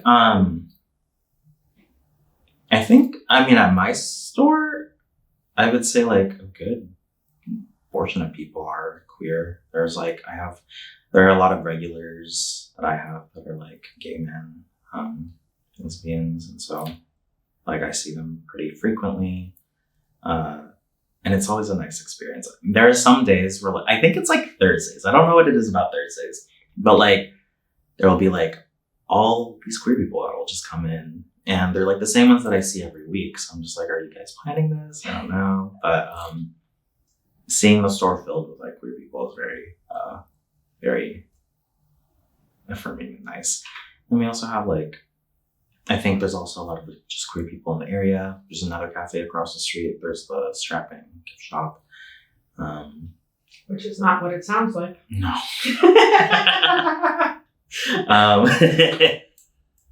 You don't sell that big. And so yeah, I mean, I think seeing queer people and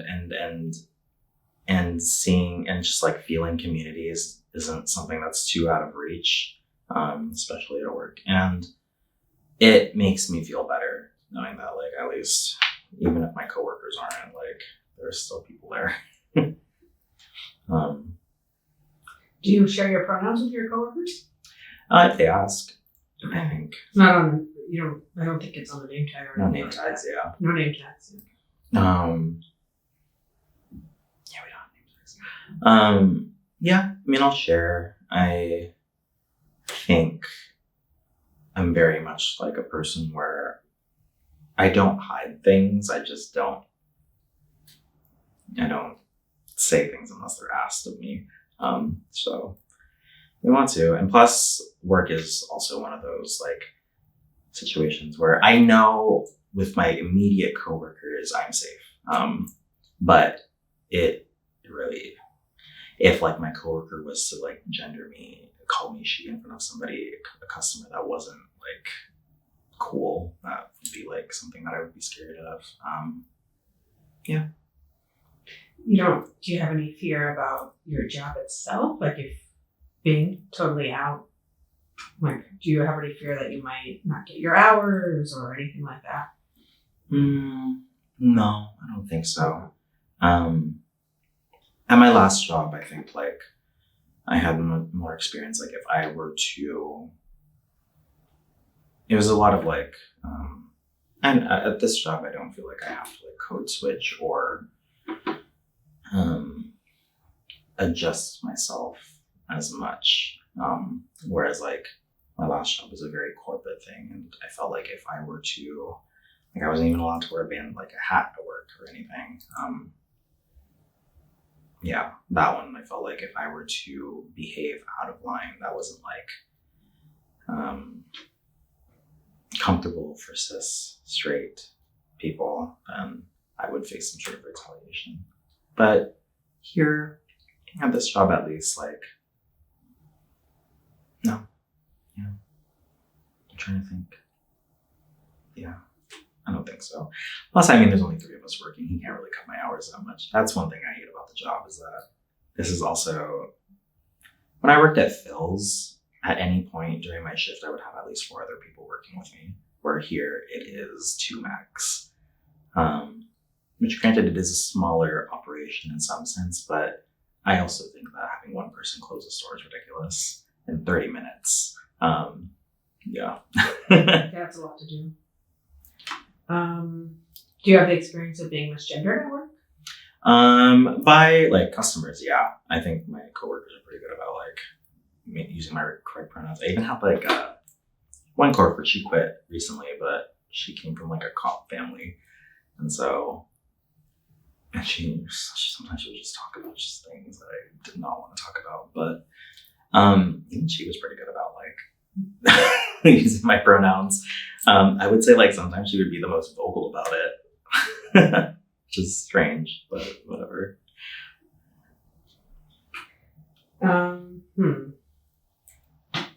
Okay. Do you think that your queerness and your other identities will ultimately shape what you do for work in the future?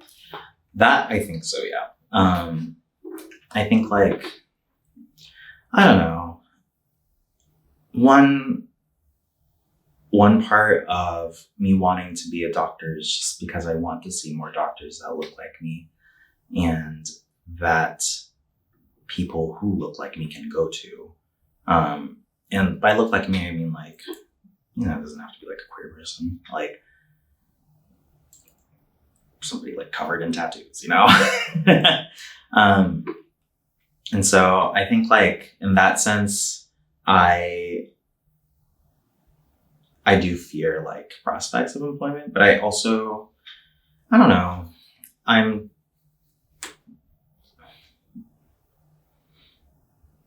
jobs are just, I think like I've sort of had this mindset of like, if a place is going to judge me for what I look like, I don't really want to work there. And I think that's a fair thing for me to hold, So you went to high school in Sacramento? Mm-hmm. I went to high school in Luther Burbank High School.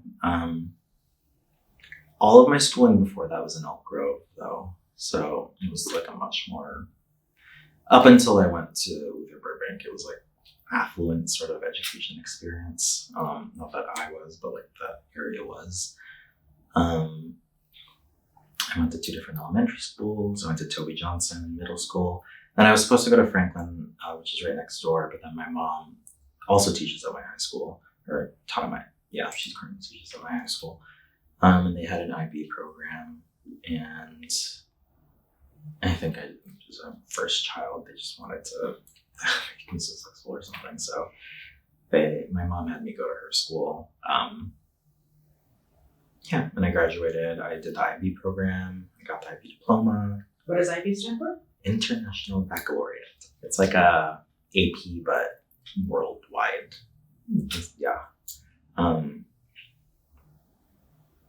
And it's basically like I don't know how long it is. I think it's either a 4 or a 2-year program, depending on where you go to school. But they're just like more advanced classes. You have to take a big test at the end of them. You get scored, and then the credits can also count for college, I think I got like college credits when I went to Berkeley with my IB diploma, and I didn't have to take some classes, like pre-req classes, basically. It was basically just a glorified AP. So were any of your classes in high school queer or trans inclusive? Like, did they cover topics related to queerness? I want to say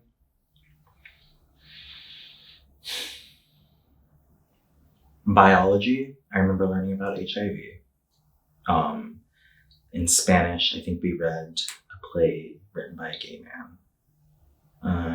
And then in English, I think it was like sometimes a topic. But it was never like fully fleshed out. It was more of just like, this play was written by a gay man. I'm gonna read it now.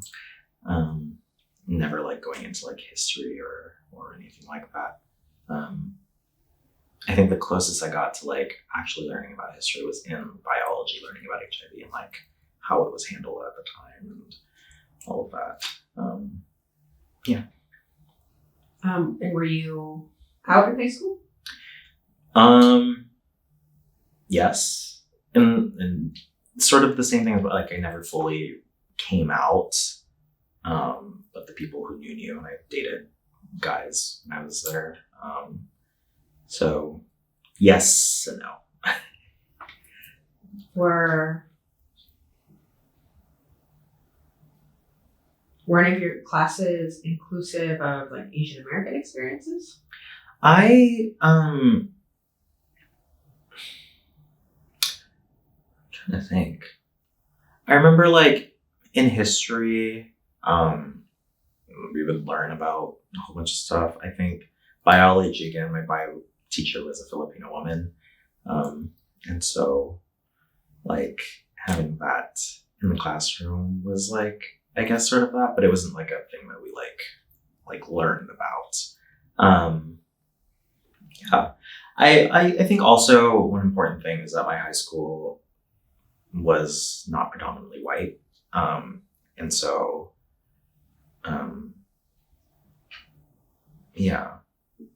there was already like, I think I think that factored into my experience there as well, of like the people around me looking more like me and being more comfortable there.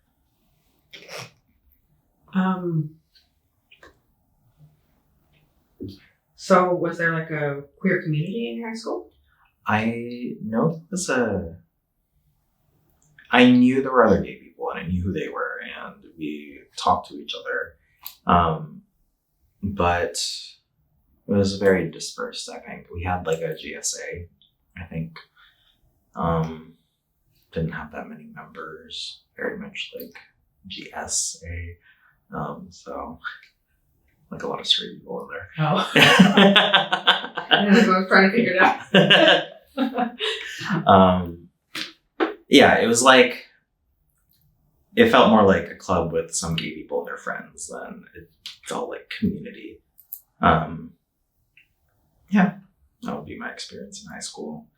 And then before that, nothing really. Like I didn't know any other gay people in elementary school or middle school. Yeah. So,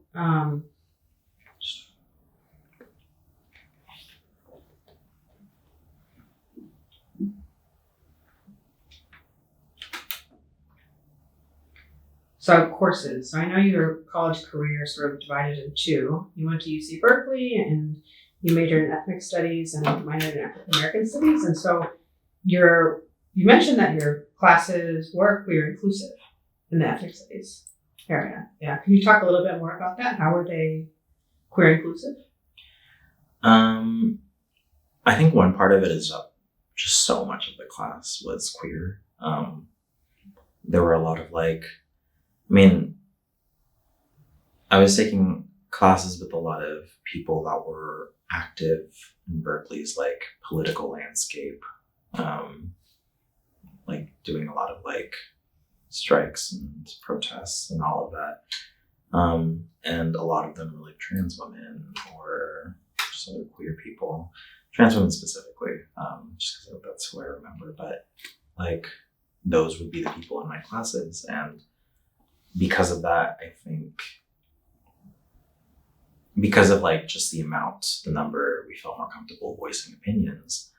And so the class, even if it like wasn't specifically about queer issues or anything like that, the lens that like my trans Latina friend like is inherently gonna bring in issues of like gender and stuff like that.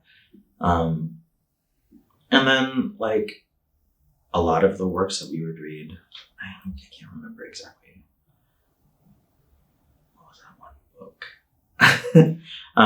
But like, I don't know, a lot of the stuff that we would read, a lot of novels had like depictions of like queer love, or just queer people in general. And even if it didn't, like just the way that a lot of people's experiences would tie into something that was in a novel or something would just bring out those issues. And I don't know, we talked a lot about, I remember talking a lot about masculinity and like just sort of racialized masculinity in a lot of my classes was a very big topic. How it was depicted in media, how like it gets shown on the news and stuff. So like, even if it wasn't like about queerness, we were still approaching subjects about gender, and then we were doing it with a queer lens, I think. Yeah. And then some, like a lot of my professors were queer as well. Some of them were like in both departments, gender, women's studies, and African American studies or ethnic studies. So a lot of the works would come through both lenses. And then because it was ethnic studies and African American studies, what you were covering was largely queer writers of color, right? Yeah. The experiences of queer people of color. Mm-hmm. And were most of your classmates people of color as well? Yeah, I want to say so. Yeah, a lot of people of color. I don't remember if there were white people. It was usually white women. Yeah. And so Why do you think, or do you think it was meaningful to you, personally meaningful to you, to be in classes that were queer inclusive, especially queer inclusive of like queer people of color's experiences? Yeah. I mean, I think I'm sort of like thinking about the little short period of time that I wanted to be an English major as well, and then taking like English 45A and reading like Chaucer and and like everyone in my class was white. And it's like, it just like, it's hard to feel included, I think. And even if like, I loved the work. I thought it was really interesting, but also like, it wasn't anything that I could relate to, or, you know, it wasn't by an author of color or anything like that. So there was that. And then going into like the ethnic studies department, the African American studies department, I found that I could still do the sort of analysis and read the things that I wanted to read. And I could do it with a lens that was like meaningful to me, I think. Yeah. So why do you think it's important for the curriculum to be queer inclusive? I think, well, I just think like queer people are a part of history. And it's, I mean, this is like a very, I think, obvious answer, but it's like, we should be able to see ourselves represented in that way. I also think it's really, especially in a college setting, like Berkeley, where you're going to be getting international students, people from like the South, people from different areas. Okay, so I think we left off, we were talking about the importance of including queer experiences in the curriculum. Yeah. Yeah, I think what I was saying was that just like, when it comes to that sort of environment, you're going to get so many people, so many different types of people. And it's like,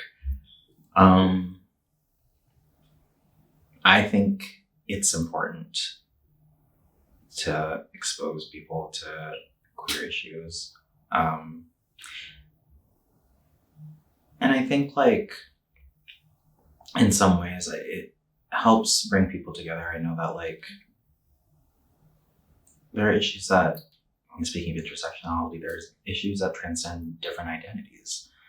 And I think, especially, I'm thinking of like Asian people specifically, I think it's important for, even if like an Asian person isn't gay, to understand that like there are, one, that the issues that they're going through are also true for an Asian person that is gay, but also that like, this is somebody who's in their community and is struggling in ways that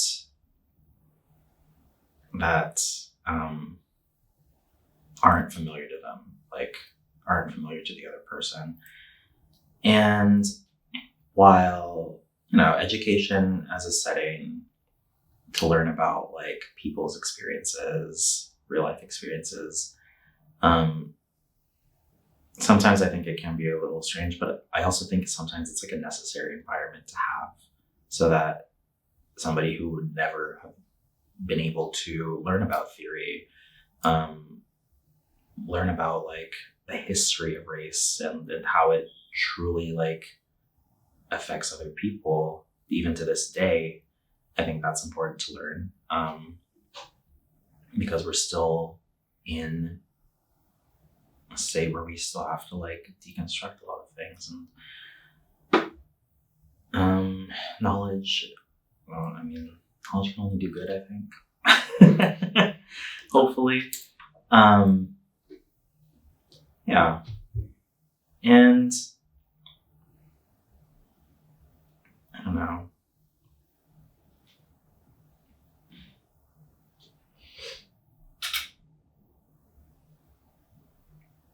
I think like,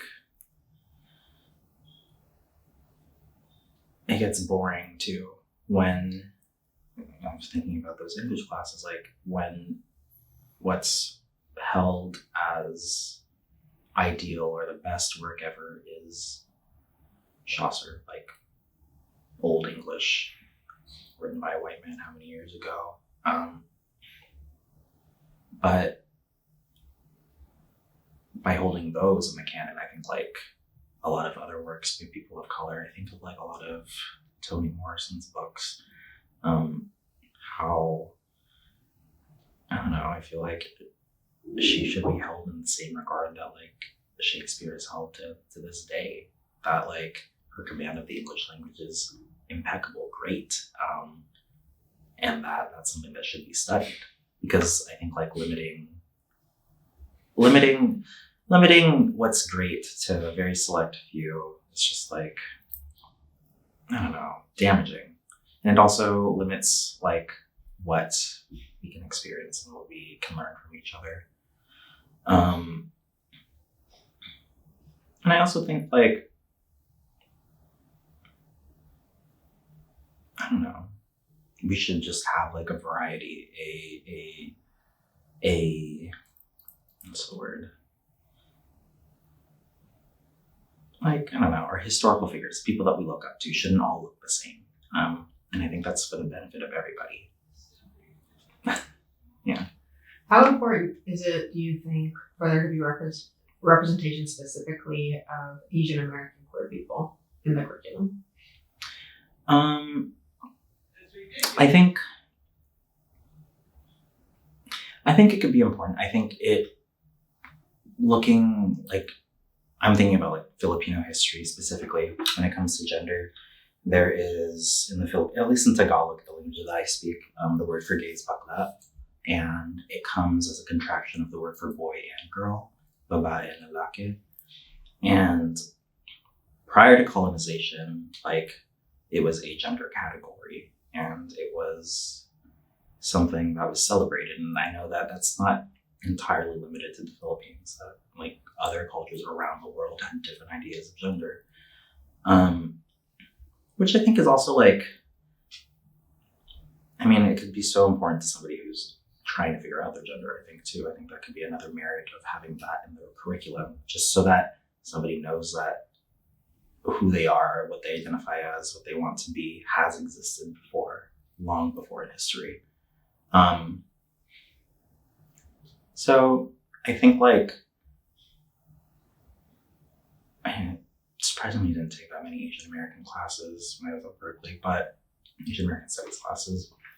But I don't know, presenting that history alongside, instead of like, people always think it's like opposed to the sort of like history and the binaries that we have now, but I don't know, I think it just would be beneficial to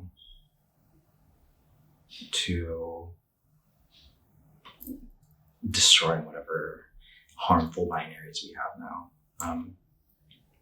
And I think like, I mean, not just Asian American history, I think so much other history could be so vital to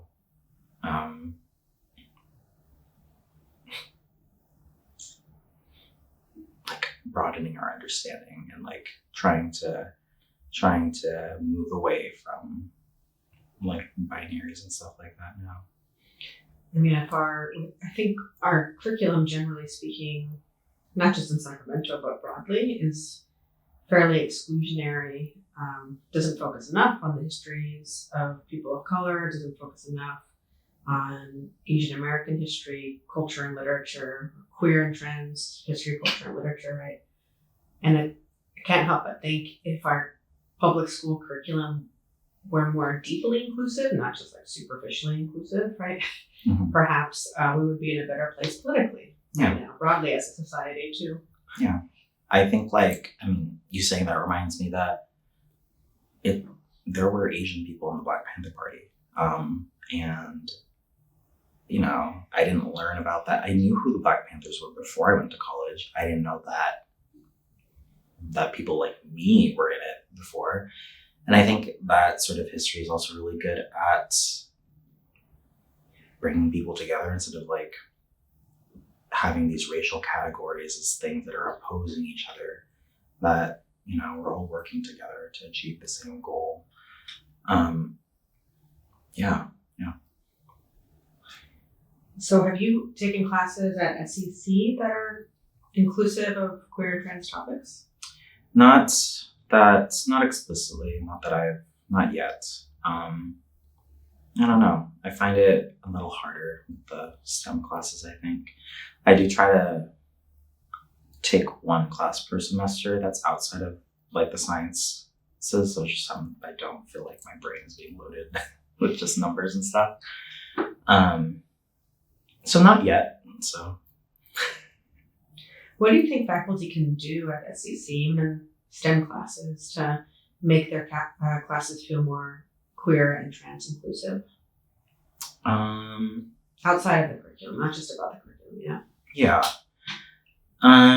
Some very basic thing. I don't know why it popped up to my head, but I still have like professors sometimes like being like preferred pronouns, which is like not the worst thing, but like, I don't know, the connotation of preferred being like, oh, but there are other ones. And it's like, no, this is this person's pronouns. You should use them. And I think like, even I've had so many classes where we don't even like introduce ourselves. Or if we do, it's like name, nature, and that's it. Whereas like, I don't know, I've definitely had classes outside, like in Berkeley, where there were not a lot of gay people, but there was one gay person, and we made a study group in that class. So like, I think it's like a little bit, there's like the issue of like having people come out if they don't want to, but also like, I think it helps people find community, especially in a class. I think like, I don't have any like knowledge of it, but I don't see why we can't teach about like the history of, or the contributions of queer people in sciences. They exist, I think. So, and I think that history should be important. As like a nod to show that like they are thinking about other people in their classes and trying to make them comfortable. I mean, I have one online class where every week he'll post like, I think it's my chemistry class. He'll post like a topic, or each week has a different topic of chemistry, but then he like posts like a current researcher, like a person of color who's like working on something related to that, which I think like is really cool. Like, it's on a module, so who knows how many people are looking at it, but he did it. So it shows that he cares, and I noticed it. And like, he'll be like, this is her, this is a little short description, click here if you want to look at more of her stuff. I think that's really cool. It's also like very encouraging to see like people of color achieving great things in like fields that are historically not for them. For us, yeah. I'm trying to think of other things, but yeah. I think that's a good example though. Yeah. Because even if you're, talking about in chemistry class, you're focused on whatever you focus on. Chemistry, the chemicals, the chemicals and things. Yeah. There's still ways to be inclusive through representation. Mm-hmm. So, yeah. Yeah. So have you had the experience of faculty in your classes at SEC asking about like sharing their own pronouns and asking students to share their pronouns? Yeah, my chemistry teachers or professors honestly very good. It's like a half in person, half online sort of situation. So we do meet in person. And yeah, I think on the first day he shared his name, his pronouns are. He also like made a very good point of like saying regarding accommodations, he was saying, if you need them, please get them. Please talk to me if you need them. Like people in my family have had to use accommodations in college before, so I get it. Like, and that was also like really comforting. Just having like a professor like acknowledge those things is really cool. Yeah.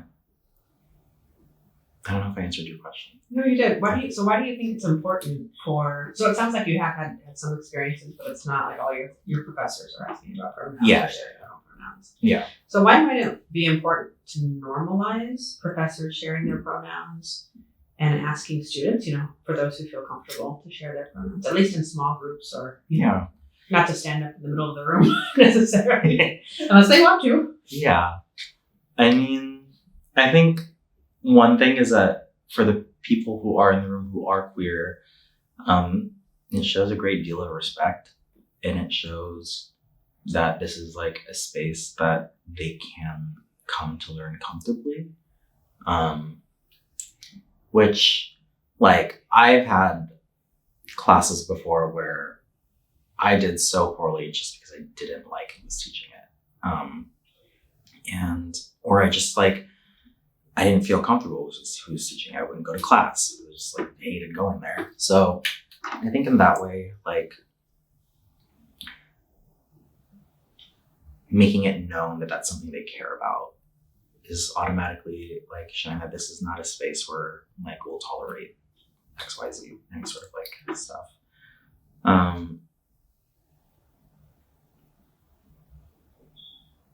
think I had another point, but I forgot.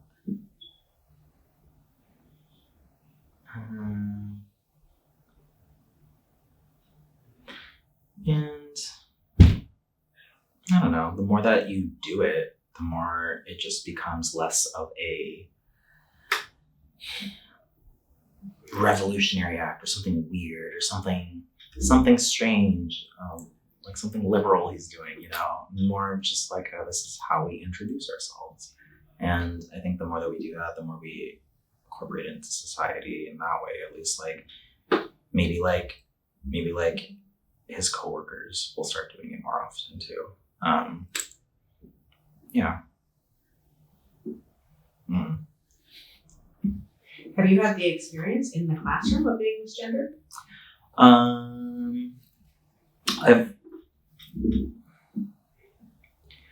Yes. I'm trying to think of.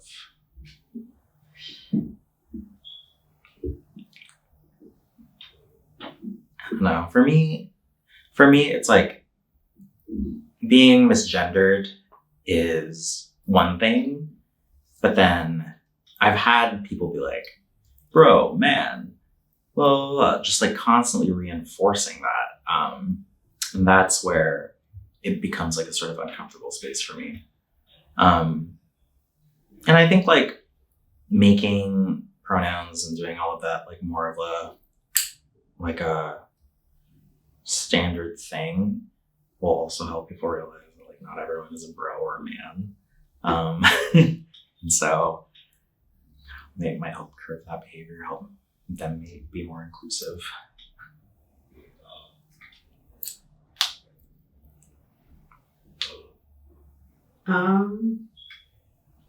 So have you struggled academically while at SEC? I remember I struggled like my very first semester coming back just because I hadn't been to school in so long. I had a really hard time using Canvas. But I mean, I struggled with chemistry when I first got in. I had to drop chemistry the first time I took it because I wasn't used to doing things online. Okay, before we got cut off, I think we were talking about creaky. Okay. We were talking about being misgendered in the classroom. What's your experience been with that? You said yes, that you have been misgendered, but yes, I would say like, it's, again, I'm not like always advertising my pronouns out. So I will say like, I have gotten misgendered a few times and I could tell it wasn't like a malicious thing or anything, but yeah, it's like that. it's like the constant reinforcement of it, I think, when people keep calling me man, keep people like, yeah. There was one time in my chemistry class last semester, I think, there was a queer person. I don't know what their pronouns were. They had like a guy's name, but they were very feminine dressing. And I remember like one of my lab mates was talking about them and being like, oh, like, I just don't get it. Blah, blah, blah. I was like, well, I don't know. It's not for you to get. And, they were talking about like pronouns and how like they're doing that whole argument of like they is a plural pronoun. Where I'm like, I don't know, it's just stuff like that where I feel like that's something that has been long covered, for me at least. So it was just very strange to hear that now. And it's also just like, honestly, it is 2023. Like, people are identifying as non-binary. It doesn't matter whether or not you like. So there are people out there that go by they, and even if in your head it's a grammatical issue, like that is their pronoun. And then I remember like telling her like, oh, like go one day and count how many times you use they to reference a single thing. And I just like, it's like experiences like that where I'm like, I feel like the normalization of queerness, queer history, queer people, and just any setting could get rid of that conversation, and make it a non-issue. Yeah. What do you think? I know I'm asking a lot of questions about pronouns, but I do have one more. Do you think? What do you think faculty can do to learn how to use the correct pronouns?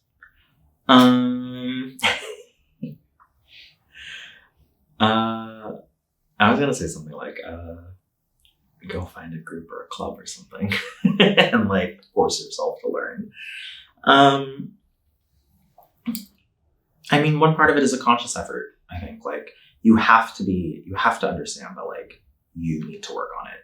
And if that's not being met, then I don't think really there's any moving forward from that. But I don't know. I don't know how, but there should be like some sort of reason for them to care. And did you ask like how they can make it better? Yeah. And I think like, okay. Sometimes I don't know, it hasn't happened here, but I have had a few times in Berkeley where like the professor will argue back at a student that's like trying to like give them their experience or trying to tell them something. And sometimes I think that like you just need to like take it down a bit. Like, yes, you are the professor, the giver of knowledge or whatever, but also like this is obviously something that you are not that educated in, and there's someone here trying to educate you and trying to help you out. And so I think one part of it is listening to the students too when they do bring up concerns, because so many, I think, students are already there are a lot of queer students that, me included, that don't feel comfortable like doing it, and then I'm trying to imagine myself getting into a place where I feel like I can talk back or mention something, and then to just feel so like defeated to have somebody like argue back at you or like tell you you're wrong about your own personal experience.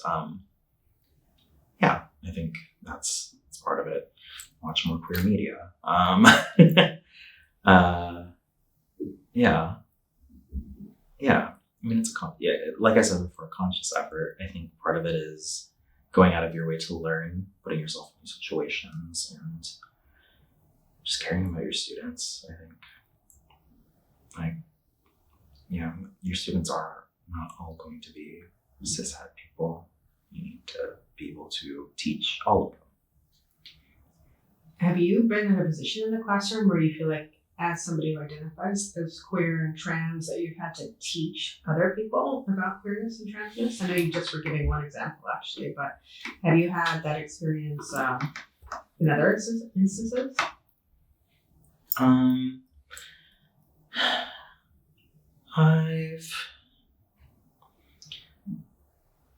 Yes, not any that come to mind as clearly as what I was talking about earlier. I've had some weird like experiences regarding like I think like I've had a lot of trans women friends with varying opinions on like what it means to be a trans woman and what's required, whether or not you need to have surgery, whether or not you need to look like a woman, whether or not like there's some that are like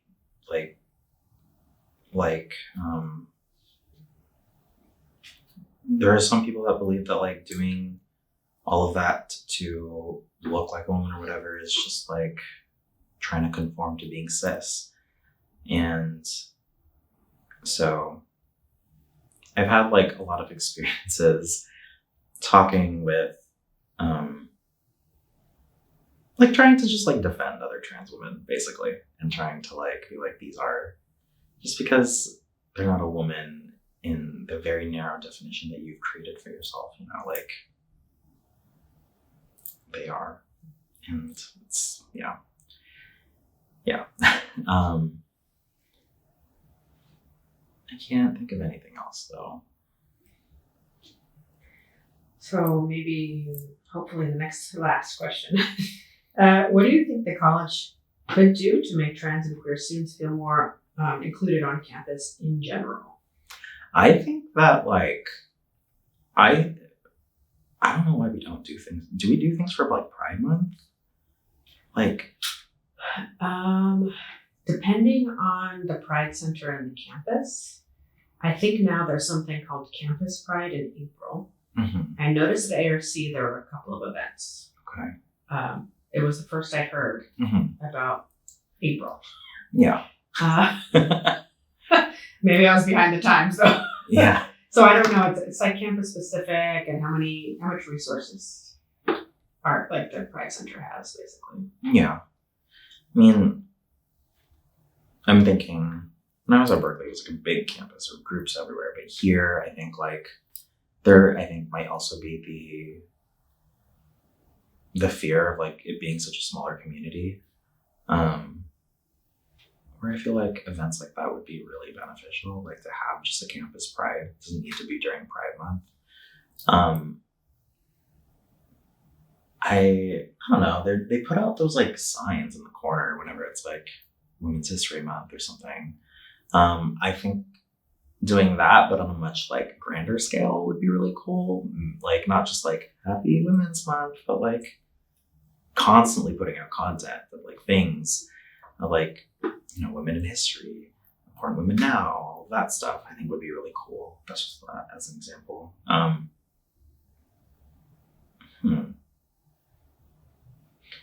Other campus-wide things. Are bathrooms an issue for you?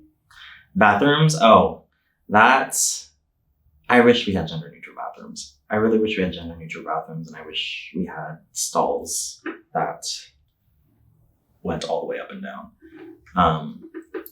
Because it's such an uncomfortable experience sometimes. Yeah. I think that's like something we can do at the very, very, very bare minimum. Just having bathrooms. What else?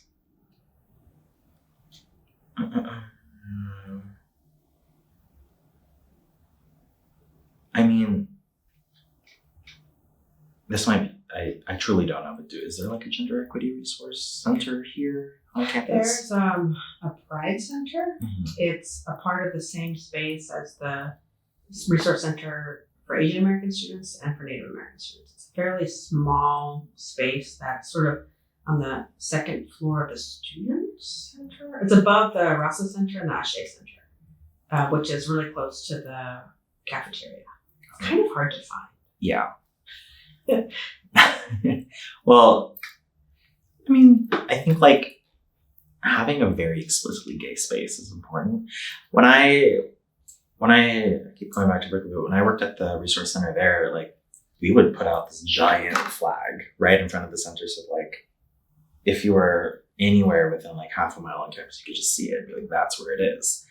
And we had like people come in just to hang out because we had like couches and water and snacks all the time. And we were also working in there like as like interns for the center. I think that would be really cool to have. And it doesn't have to be a big space, but having a space that's like maintained and where people are in. I think like speaking of like a pride event, like that would require somebody working on it. Why can't that person work in that space? And then they'd be like there'd be a queer person that's there regularly, could be spreading the information there. I think like that would be really cool. It would require paying somebody, but I think it would be worth it. That's one issue our district has. Paying people for the work that they do for equity. So I think right now the Pride Center staff split their time. Like there's not one full-time staff member dedicated to the Pride Center or one full-time staff member, as far as I know, dedicated to like the Asian American Resource Center. Their time is split. Yeah. Which you're not going to have like a bustling community center if there aren't people there, I think. So, yeah. Pay people. Pay people. I was going to say. Have you had experiences with professors that have been difficult in some way? Yeah. It's really strange. I had that physics professor for like a year. I had to take 2 semesters of physics where he, as a person, I absolutely did not like him. He was just like 6-something tall, 50-year-old white man with opinions from Reddit. And like, I mean, I feel like a lot of science, people who are against like equity, especially in the sciences, will be like, what does this have to do with what we're teaching? Also the same people that will go on political rants in their class for no reason, in my experience.